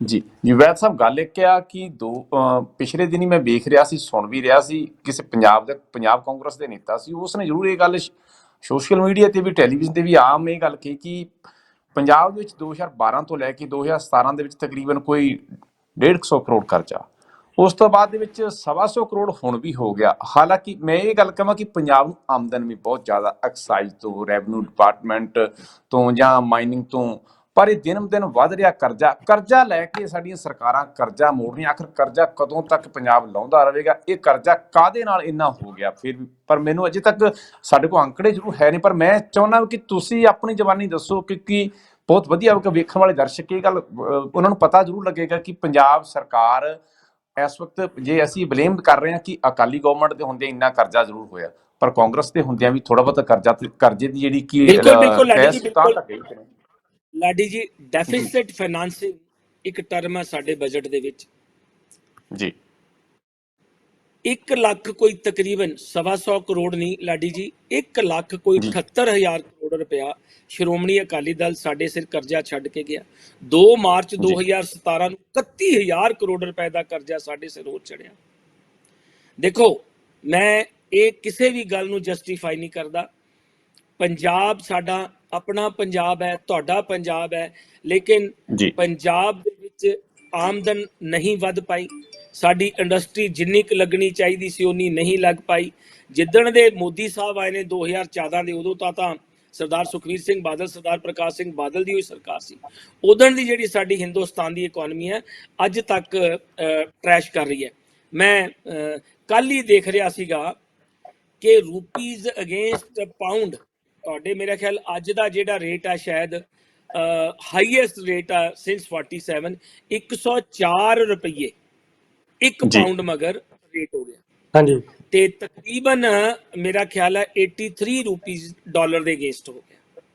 ਸੋ ਇਹ ਹਾਲਾਤ ਹੈ ਸਾਡੀ ਇਕਨੋਮੀ ਦੇ। ਇਹ ਇਕੱਲੀ ਪੰਜਾਬ ਦੀ ਇਕਨੋਮੀ ਨਹੀਂ, ਸਾਰੇ ਹਿੰਦੁਸਤਾਨ ਦੀ ਇਕਨੋਮੀ ਦਾ ਇਹ ਹਾਲ ਹੈ। ਉੱਪਰੋਂ ਕੋਵਿਡ ਨੇ ਬਹੁਤ ਕੁਝ ਐਡ ਕਰ ਦਿੱਤਾ ਹੈ। ਸੋ ਇਸ ਕਰਕੇ ਜਿਹੜਾ ਕਰਜ਼ੇ ਲਏ ਬਿਨਾਂ ਗੁਜ਼ਾਰਾ ਹੋਣਾ ਹੀ ਨਹੀਂ ਸੀ। ਹਾਲਾਂਕਿ ਪਲੈਨਿੰਗ ਇਹ ਫਸਟ ਬਜਟ 'ਚ ਹੋਈ ਸੀ ਕਿ ਅਸੀਂ 3 ਸਾਲਾਂ ਦੇ ਵਿੱਚ ਇਸ ਕਰਜ਼ੇ ਨੂੰ ਘਟਾਵਾਂਗੇ, ਲੇਕਿਨ ਹਾਲਾਤ ਇਹੋ ਜਿਹੇ ਬਣੇ ਉਹ ਕਰਜ਼ਾ ਅਸੀਂ ਨਹੀਂ ਘਟਾ ਸਕੇ। ਹਾਂਜੀ, ਤਾਂ ਬੈਦ ਸਾਹਿਬ ਚਲੋ ਇਹ ਤੁਸੀਂ ਕਰਜ਼ੇ ਦੀ ਦੱਸ ਦਿੱਤੀ ਗੱਲ ਨਾ, ਤਾਂ ਤੁਸੀਂ ਨਾਲ ਗੱਲ ਕੀਤੀ ਜੀ ਨਸ਼ੇ ਦੀ ਗੱਲ ਕੀਤੀ, ਤੁਸੀਂ ਕੈਨੇਡਾ ਦੀ ਸਰਕਾਰ ਦੀ ਵੀ ਗੱਲ ਕੀਤੀ ਨਾ।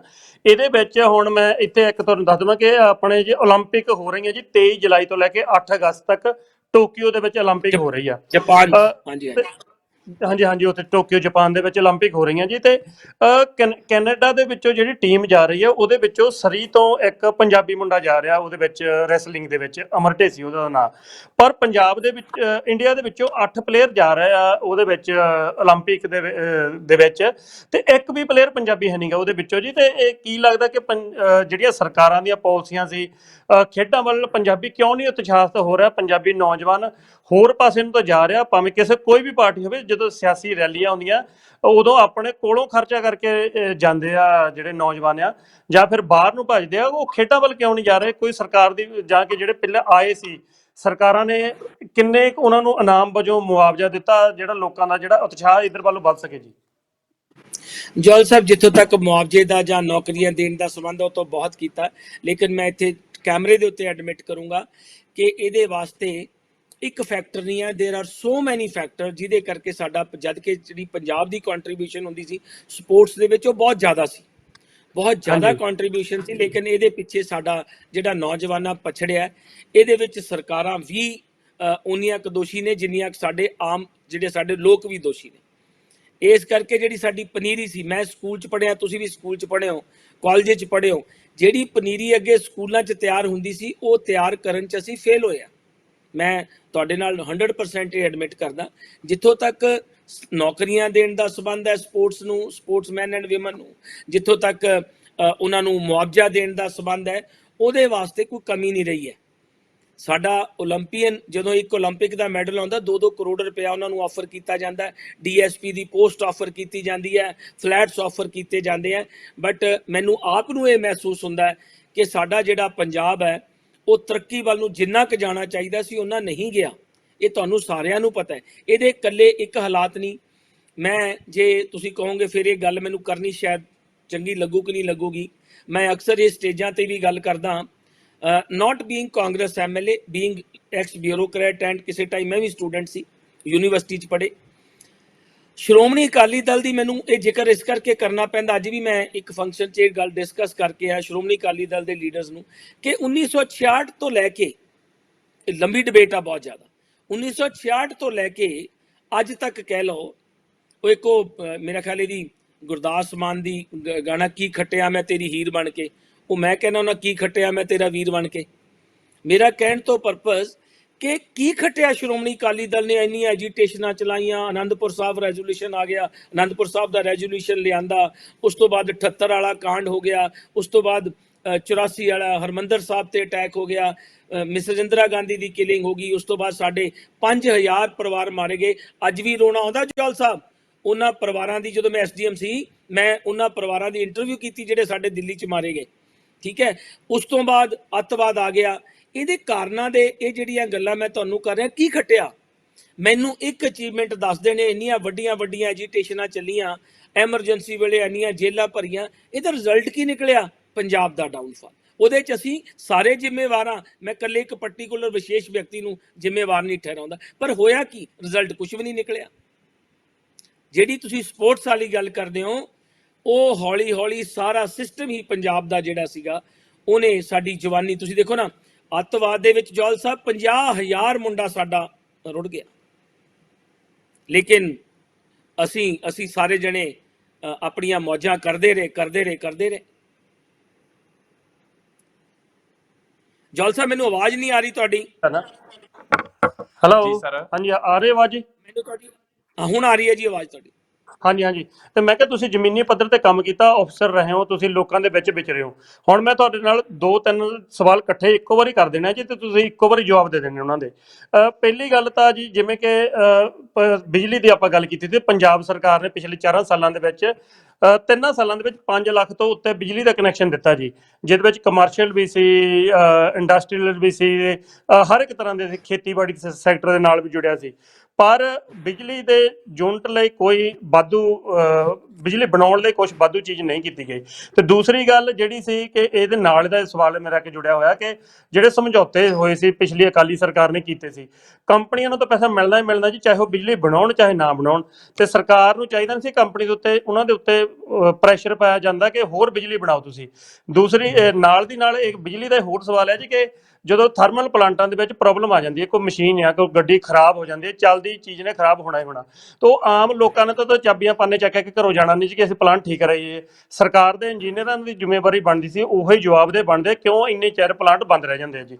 ਤੇ ਨਾਲ ਦੀ ਨਾਲ ਜਿਹੜਾ ਮੇਰਾ ਅਗਲਾ ਸਵਾਲ ਇਹ ਹੈ ਜੀ, ਜਿਵੇਂ ਕਿ ਤੁਸੀਂ ਐਮਰਜੈਂਸੀ ਦੀ ਗੱਲ ਕੀਤੀ, ਅਕਾਲੀ ਦਲ ਦੀ ਗੱਲ ਕੀਤੀ, ਆਨੰਦਪੁਰ ਸਾਹਿਬ ਦੇ ਮਤੇ ਦੀ ਗੱਲ ਕੀਤੀ, ਇਹਦੇ ਵਿੱਚ ਸੀ ਕਿ ਸਟੇਟਾਂ ਨੂੰ ਵੱਧ ਅਧਿਕਾਰ ਦਿੱਤੇ ਜਾਣ, ਜਦ ਕਿ ਹੌਲੀ ਹੌਲੀ ਚਾਹੇ ਲੰਮਾ ਸਮਾਂ ਕਾਂਗਰਸ ਦੀ ਸਰਕਾਰ ਰਹੀ ਹੈ ਸੈਂਟਰ ਦੇ ਵਿੱਚ, ਉਹਨਾਂ ਨੇ ਵੀ ਸੈਂਟਰ ਦੇ ਜਿਹੜੇ ਸਟੇਟਾਂ ਦੇ ਅਧਿਕਾਰ ਸੀ ਹੌਲੀ ਆਪਣੇ ਅੰਡਰ ਕਰਨ ਦੀ ਕੋਸ਼ਿਸ਼ ਕਰਦੇ ਰਹੇ ਤੇ ਕੀਤੇ ਵੀ ਗਏ, ਇਹਦੇ ਵਿੱਚ ਵੀ ਕੋਈ ਸ਼ੱਕ ਨਹੀਂ।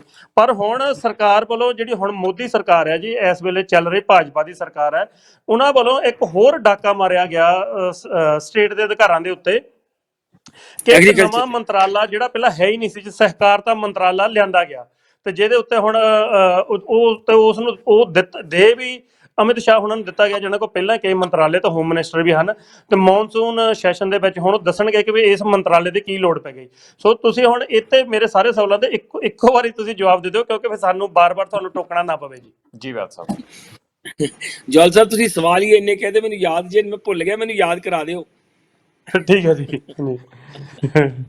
ਜੀ ਬਾਤ ਸਾਹਿਬ। ਲਾਡੀ ਜੀ, ਮੈਂ 29 years of ਸਰਵਿਸ ਕੀਤੀ ਹੈ, ਸਾਰੀ ਸਰਵਿਸ ਮੇਰੀ ਫੀਲਡ ਦੀ ਹੈ ਜੀ।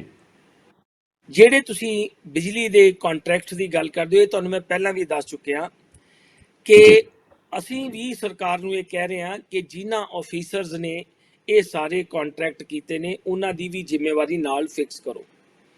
ਇਹ ਠੀਕ ਹੈ ਕਿ ਜਦੋਂ ਫੈਸਲੇ ਕੀਤੇ ਜਾਂਦੇ ਨੇ, ਜਿਸ ਸਮੇਂ 'ਚ ਕੀਤੇ ਜਾਂਦੇ ਨੇ ਉਦੋਂ ਠੀਕ ਲੱਗਦੇ ਨੇ, ਕੁਝ ਸਮਾਂ ਪੈਣ ਤੋਂ ਬਾਅਦ ਉਹ ਫੈਸਲੇ ਸਾਡੇ ਆਪਣੇ ਕੀਤੇ ਹੋਏ ਸਾਨੂੰ ਗਲਤ ਲੱਗਣ ਲੱਗ ਜਾਂਦੇ ਆ। ਮੈਂ ਕਿਸੇ ਗੱਲ ਨੂੰ ਜਸਟੀਫਾਈ ਨਹੀਂ ਕਰਦਾ, ਲੇਕਿਨ ਹੋਇਆ ਇਸੇ ਤਰ੍ਹਾਂ ਹੀ।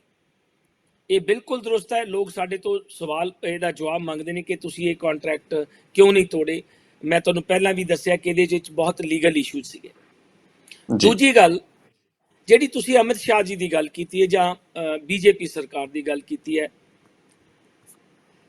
ਜੋਲ ਸਾਹਿਬ ਬਹੁਤ ਸਟੱਡੀ ਹੋ ਗਈ ਹੁਣ ਪਿਛਲੇ 7 ਸਾਲਾਂ ਦੇ ਵਿੱਚ।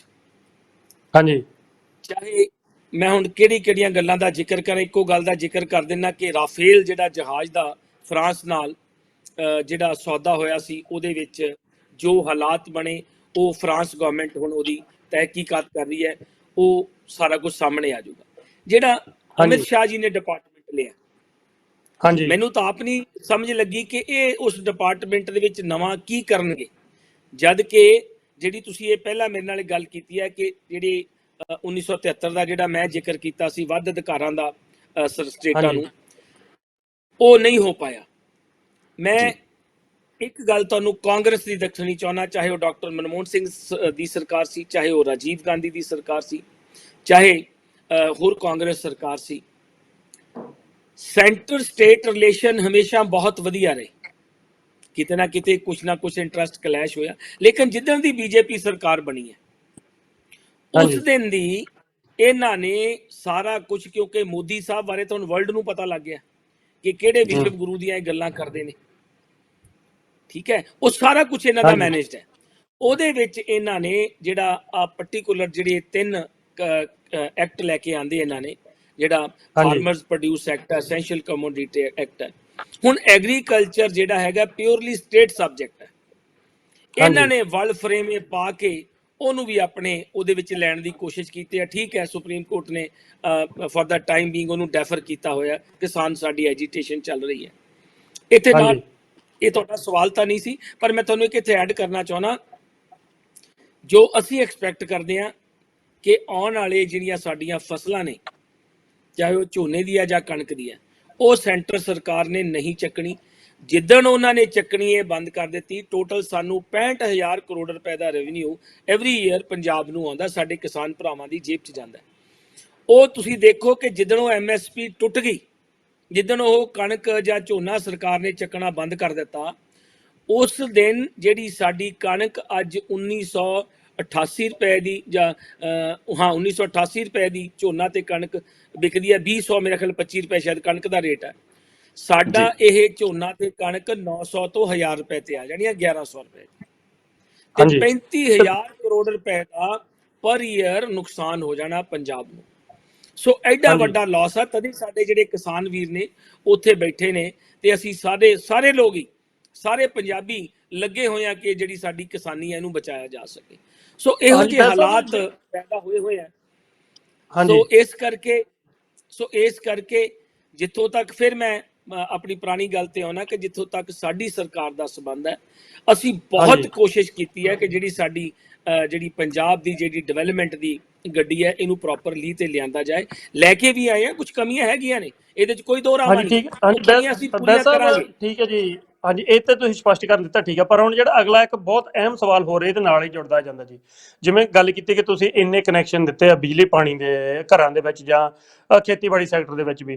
ਹੁਣ ਆਪਾਂ ਇੱਕ ਹੋਰ ਦੇਖਿਆ ਜੀ ਕਿ ਤਾਜ਼ੀ ਇੱਕ ਵੀਡੀਓ ਤੁਸੀਂ ਵੀ ਦੇਖੀ ਹੋਣੀ ਹੈ ਕਿਉਂਕਿ ਤੁਸੀਂ ਲੀਡਰ ਹੋ, ਰੂਲਰ ਪਾਰਟੀ ਦੇ ਨਾਲ ਜੁੜੇ ਹੋ, ਤੁਹਾਡੀ ਸਰਕਾਰ ਹੈ, ਕਿ ਇੱਕ ਬੋਰ ਹੁੰਦਾ ਜੀ, ਉਹ ਤੇ ਵਿੱਚੋਂ ਬੜਾ ਗੰਦਾ ਪਾਣੀ ਨਿਕਲਿਆ, ਜਿਹੜਾ ਆਪਾਂ ਸਾਰਿਆਂ ਨੇ ਦੇਖਿਆ ਕੈਮੀਕਲ ਨਿਕਲ ਰਿਹਾ ਨਾ। ਭਵਾਨੀਗੜ੍ਹ ਖੇਤਰ ਦੇ ਵਿੱਚ ਆਇਆ ਹਾਂਜੀ ਸੰਗਰੂਰ ਜ਼ਿਲ੍ਹੇ ਦੇ ਵਿੱਚ ਪੈਂਦਾ ਨਾ ਜੀ। ਹਾਂਜੀ ਤੇ ਉੱਥੋਂ ਉਹ ਗੰਦਾ ਪਾਣੀ ਥੱਲੇ ਕੈਮੀਕਲ ਨਿਕਲ ਰਿਹਾ। ਜਦੋਂ ਹੁਣ ਪੁੱਛਗਿੱਛ ਹੁੰਦੀ ਹੈ ਤੇ ਜੇ ਇਨਕੁਆਰੀਆਂ ਹੁੰਦੀਆਂ, ਉਹ ਕਹਿੰਦੇ ਜੋ ਫੈਕਟਰੀ ਜਿਹੜੀ ਸੀ ਉਹ ਪਹਿਲਾਂ ਕੈਮੀਕਲ ਥੱਲੇ ਸਿੱਟਦੇ ਰਹੇ, ਹੁਣ ਉਹ ਬੰਦ ਕਰ ਗਿਆ। ਤੇ ਉਹ ਜਿਹੜਾ ਪ੍ਰਦੂਸ਼ਣ ਬੋਰਡ ਹੈ, ਡਿਪਾਰਟਮੈਂਟ ਹੈ, ਉਸਨੇ ਉਹਨਾਂ 2 ਕਰੋੜ ਦਾ ਜੁਰਮਾਨਾ ਵੀ ਕੀਤਾ ਸੀ, ਪਰ ਉਹ ਵੀ ਨਹੀਂ ਵਸੂਲਿਆ ਜਾ ਸਕਿਆ।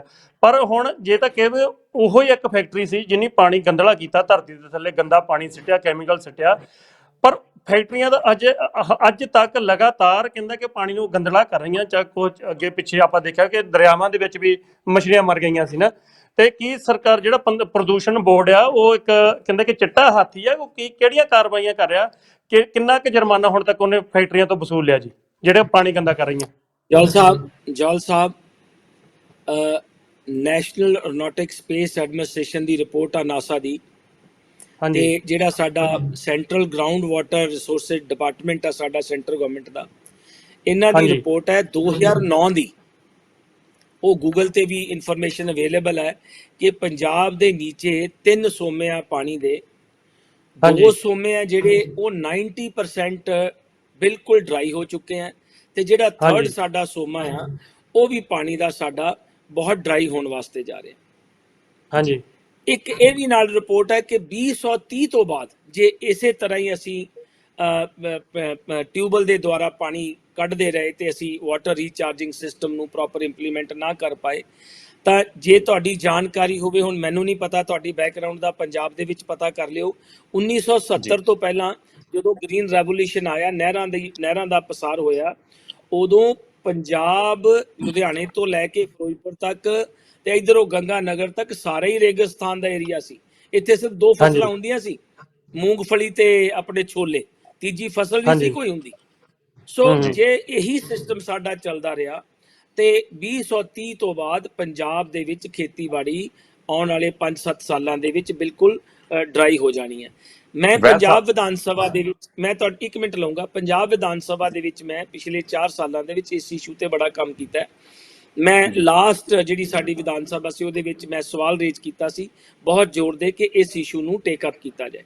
ਪਹਿਲਾਂ ਵੀ ਕਮਿਸ਼ਨ ਬਣੇ ਨੇ, ਉਹਨਾਂ ਨੇ ਕੀ ਕੰਮ ਕੀਤਾ ਕੀ ਨਹੀਂ ਕੀਤਾ ਉਹਦੇ ਬਾਰੇ ਮੈਨੂੰ ਜ਼ਿਆਦਾ ਜਾਣਕਾਰੀ ਨਹੀਂ।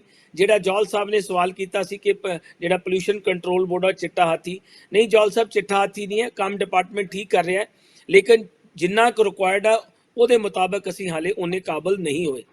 ਤੇ ਜਿਹੜੀ ਤੁਸੀਂ ਇਹ ਜਿਹੜੀ ਮੈਂ ਤੁਹਾਨੂੰ ਇਹ ਫਿਗਰ ਦਿੱਤੀ ਇਹਦਾ ਦੱਸਿਆ ਇਹਦਾ ਗਰਾਊਂਡ ਵਾਟਰ ਦਾ, ਇਹਦੇ ਜਦੋਂ ਮੈਂ ਪੰਜਾਬ ਵਿਧਾਨ ਸਭਾ 'ਚ ਇਸ ਵਾਰੀ ਬਹੁਤ ਜ਼ੋਰ ਨਾਲ ਸਵਾਲ ਰੇਜ਼ ਕੀਤਾ ਸੀ ਤਾਂ ਸਪੀਕਰ ਸਾਹਿਬ ਨੇ ਇੱਕ ਕਮੇਟੀ ਬਣਾਈ ਹੈ with the permission of honourable captain Amarinder Singh, ਜਿਹਦੇ ਵਿੱਚ ਜਿਹੜੇ ਸਾਡੇ ਪਹਿਲੇ ਚੀਫ ਸੈਕਟਰੀ ਸੀ ਉਹਨਾਂ ਨੂੰ ਇਹਦਾ ਚੇਅਰਮੈਨ ਬਣਾਇਆ ਗਿਆ।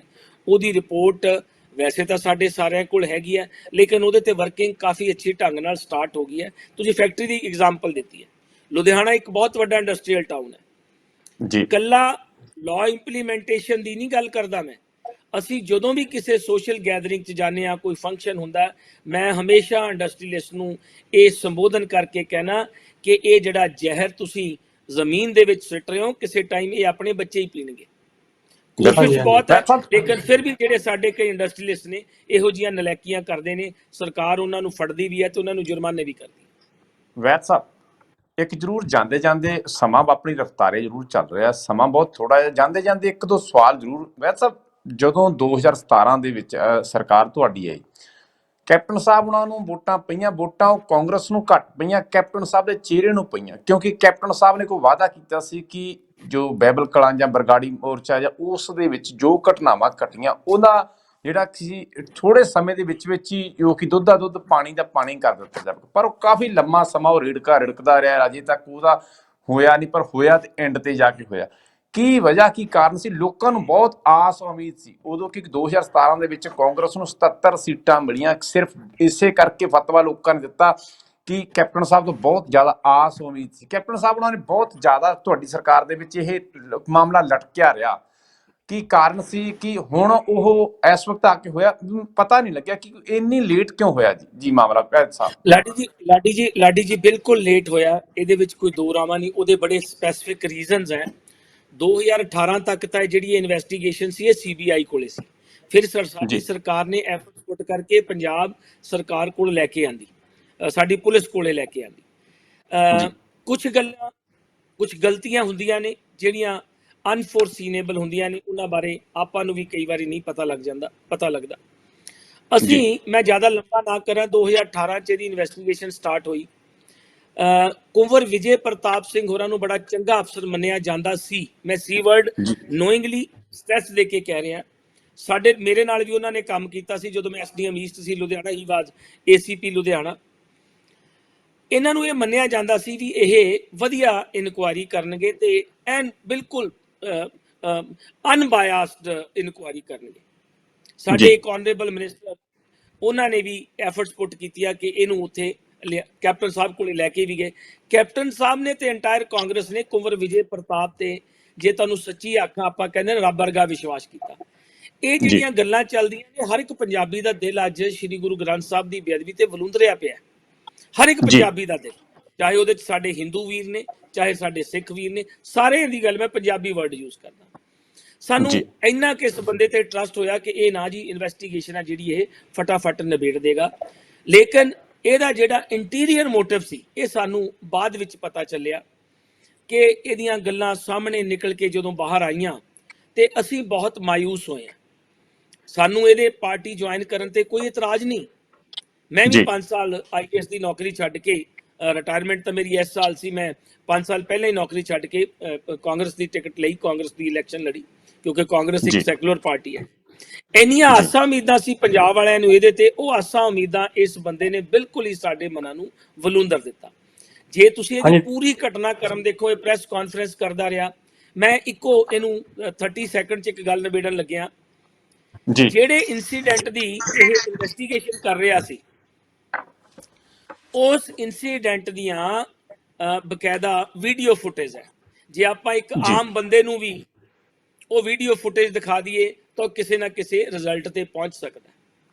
ਜਦੋਂ ਇਹ ਹਾਈ ਕੋਰਟ ਦੀ ਜੱਜਮੈਂਟ ਆਈ ਸੀ ਨਾ, ਤੇ ਮੈਂ ਪਹਿਲੇ ਦਿਨ ਹੀ, ਬਲਕਿ ਉਸੇ ਅੱਧੇ ਘੰਟੇ ਬਾਅਦ, ਮੈਂ ਹਾਈ ਕੋਰਟ ਦੀ ਜੱਜਮੈਂਟ ਨੂੰ ਥੋੜਾ ਜਿਹਾ ਕ੍ਰਿਟੀਸਾਈਜ਼ ਕੀਤਾ ਸੀ। ਮੈਨੂੰ ਲੱਗਿਆ ਕਿ ਇਹ ਗਲਤ ਹੋ ਗਿਆ, ਲੇਕਿਨ ਜਿੱਦਾਂ ਫੈਕਟ ਸਾਹਮਣੇ ਆਉਂਦੇ ਗਏ, ਕੇਜਰੀਵਾਲ ਸਾਹਿਬ ਤੇ ਇਹਦੀ ਆਪਸ ਦੇ ਵਿੱਚ ਭਾਈਵਾਲੀ ਜਿਹੜੀ 2014 ਤੋਂ, ਜਦੋਂ ਤੋਂ ਇਹ ਸਿਸਟਮ ਆਮ ਆਦਮੀ ਪਾਰਟੀ ਦਾ ਅੰਨਾ ਹਜ਼ਾਰੇ ਵੇਲੇ ਸ਼ੁਰੂ ਹੋਇਆ ਸੀ, ਇਹ ਉਦੋਂ ਦੇ ਇਹਨਾਂ ਦੀਆਂ ਲਿੰਕ ਜੁੜਦੇ ਨੇ ਆਪਸ ਦੇ ਵਿੱਚ। ਉਹ ਜਦੋਂ ਅਸੀਂ ਸਾਰੀ ਤਹਿਕੀਕਾਤ ਕੀਤੀ ਤਾਂ ਅਸੀਂ ਸਾਰੇ ਜਣੇ, ਇਨਕਲੂਡਿੰਗ ਕੈਪਟਨ ਅਮਰਿੰਦਰ ਸਿੰਘ, ਮੱਥੇ ਤੇ ਹੱਥ ਧਰ ਕੇ ਬੈਠ ਗਏ ਕਿ ਕਿਸ ਬੰਦੇ ਤੇ ਅਸੀਂ ਵਿਸ਼ਵਾਸ ਕਰ ਲਿਆ।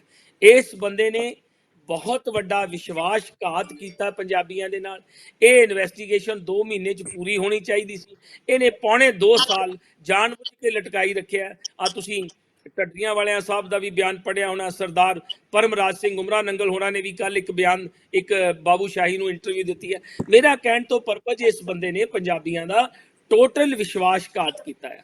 ਮੈਂ ਤੇ ਲਫ਼ਜ਼ ਜੇ ਕਹਾਂ, ਥੈਂਕ ਯੂ ਜੀ ਬੈਲ ਸਾਹਿਬ ਜੀ, ਆਪਣਾ ਟਾਈਮ ਹੋ ਗਿਆ ਜੀ ਪੂਰਾ, ਕਿਉਂਕਿ ਸਮਾਂ ਨਾਲ ਰੁਕਣਾ ਪੈਂਦਾ, ਸਮਾਂ ਬਲਵਾਨ ਆ। ਤੇ ਐਂਡ ਤੇ ਜੀ ਜਿੱਥੇ ਤੁਹਾਡਾ ਧੰਨਵਾਦ ਹੈ, ਜੇ ਤੁਹਾਨੂੰ ਲੱਗਦਾ ਜੀ ਕਿ ਤੁਸੀਂ ਲੋਕਾਂ ਦੀਆਂ, ਤੁਹਾਡੀ ਸਰਕਾਰ ਨੇ ਪਿਛਲੇ 4.5 ਸਾਲ ਦੇ ਵਿੱਚ ਲੋਕਾਂ ਦੀਆਂ ਤਸੱਲੀਆਂ ਕਰਵਾ ਦਿੱਤੀਆਂ ਜੀ।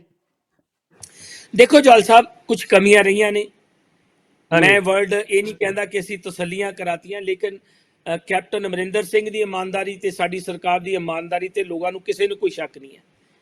ਠੀਕ ਹੈ, ਲੋਕ ਥੈਂਕ ਇਹ ਯੂ ਜੀ, ਕਹਿੰਦੇ ਨੇ ਬਹੁਤ-ਬਹੁਤ। ਅੱਜ ਵੀ ਕਿ ਆਉਣ ਵਾਲੀ ਸਰਕਾਰ ਹੈ ਜਿਹੜੀ ਉਹ ਕੈਪਟਨ ਅਮਰਿੰਦਰ ਸਿੰਘ ਦੀ ਸਰਕਾਰ ਬਣ ਗਈ। ਇਹ ਲੋਕ ਕਹਿੰਦੇ ਨੇ, ਹੁਣ ਤਸੱਲੀ ਹੋਈ ਜਾਂ ਨਹੀਂ ਹੋਈ ਇਹ ਤਾਂ ਤੁਸੀਂ ਲੋਕਾਂ ਨੇ ਵੇਖਣਾ। ਠੀਕ ਹੈ, ਜੀ, ਥੈਂਕ ਯੂ ਜੀ, ਬਹੁਤ-ਬਹੁਤ ਵੈਦ ਸਾਹਿਬ ਤੁਹਾਡਾ ਸਮੇਂ ਚੋਂ ਸਮਾਂ ਤੁਸੀਂ ਕੱਢਿਆ, Thank you, ਤੁਹਾਡਾ ਬਹੁਤ thank ਬਹੁਤ you so ਧੰਨਵਾਦ। much, thank you ਜ਼ਰੂਰ ਜਲ ਤੁਹਾਡਾ ਸਾਹਿਬ, thank thank you you very ਲਾਡੀ ਮਚ, ਜੀ। ਧੰਨਵਾਦ। ਥੈਂਕ ਯੂ ਜੀ। ਤੇ ਬਿਲਕੁਲ ਜੀ, ਤੇ ਦਰਸ਼ਕੋ ਇਹ ਤਾਂ ਕੁਲਦੀਪ ਸਿੰਘ ਵੈਦ ਹੁਣੀ ਸਨ ਜਿਹੜੀ ਜੀ ਲੁਧਿਆਣਾ ਗਿੱਲ ਹਲਕੇ ਤੋਂ ਕਾਂਗਰਸ ਦੇ ਐਮਐਲਏ ਹਨ, ਤੇ ਇਹਨਾਂ ਦੇ ਇਸ ਵੇਲੇ ਸਰਕਾਰ ਚੱਲ ਰਹੀ ਹੈ, ਤੇ ਇਹਨਾਂ ਨੂੰ ਤਾਂ ਲੱਗਦਾ ਕਿ ਜਿਵੇਂ ਉਹਨਾਂ ਨੇ ਆਪਣੇ ਜ਼ਬਾਨੋਂ ਹੀ ਅਖੀਰ ਤੇ ਦੱਸ ਦਿੱਤਾ ਕਿ ਤਸੱਲੀਆਂ ਲੋਕਾਂ ਦੀਆਂ ਹੋਈਆਂ ਕਿ ਨਹੀਂ ਹੋਈਆਂ ਇਹ ਹੁਣ ਲੋਕਾਂ ਦੇ ਡਿਪੈਂਡ ਹੈ, ਪਰ ਇਮਾਨਦਾਰੀ ਤੇ ਕਹਿੰਦੇ ਸਰਕਾਰ ਦੀ ਤੇ ਕੋਈ ਸ਼ੱਕ ਨਹੀਂ ਕੀਤਾ ਜਾਵੇ। ਸਮਾਂ ਲਾਡੀ ਜੀ ਆਪਾਂ ਪਹਿਲਾਂ ਜ਼ਿਆਦਾ ਲੱਗੇ ਹਾਂ ਜੀ, ਬਿਲਕੁਲ ਬਿਲਕੁਲ। ਤੇ ਹੁਣ ਆਪਾਂ ਮੇਰੇ ਖਿਆਲ ਇਜਾਜ਼ਤ ਲੈ ਲਈ। ਇਜਾਜ਼ਤ ਲੈ ਲਈ ਤਾਂ ਬਹੁਤ ਵਧੀਆ ਗੱਲ ਹੈ। ਸੋ ਬਿਲਕੁਲ ਜੀ, ਸਾਡੇ ਦੋਨਾਂ ਵੱਲੋਂ ਕੋਈ ਮਿਸਟੇਕ ਹੈ ਨਹੀਂ ਵੀ ਕੋਈ, ਵੈਸੇ ਤਾਂ ਅਸੀਂ ਕੀਤੀ ਨਹੀਂ ਹੈਗੀ, ਪਰ ਫਿਰ ਵੀ ਜੋ ਹੋ ਗਈ ਪਰ ਫਿਰ ਵੀ ਮਾਫੀ ਚਾਹੁੰਦੇ ਆ, ਖੇਮਾ ਦਾ ਇਜਾਜ਼ਤ, ਕਿਉਂਕਿ ਸਮਾਂ ਬਹੁਤ ਕਾਫੀ ਲੈ ਚੁੱਕਿਆ। ਜ਼ਰੂਰ ਜੀ ਲਈਏ ਇਜਾਜ਼ਤ। ਬਿਲਕੁਲ ਜੀ, ਤੇ ਆਪੋ ਆਪਣਾ ਰੱਖਿਓ ਜੀ ਖਿਆਲ, ਜਿੱਥੇ ਰਹੋ ਹੱਸਦੇ ਵਸਦੇ ਰਹੋ। ਸਾਡੇ ਵੱਲੋਂ ਪਿਆਰ ਭਰੀ ਸਤਿ ਸ੍ਰੀ ਅਕਾਲ।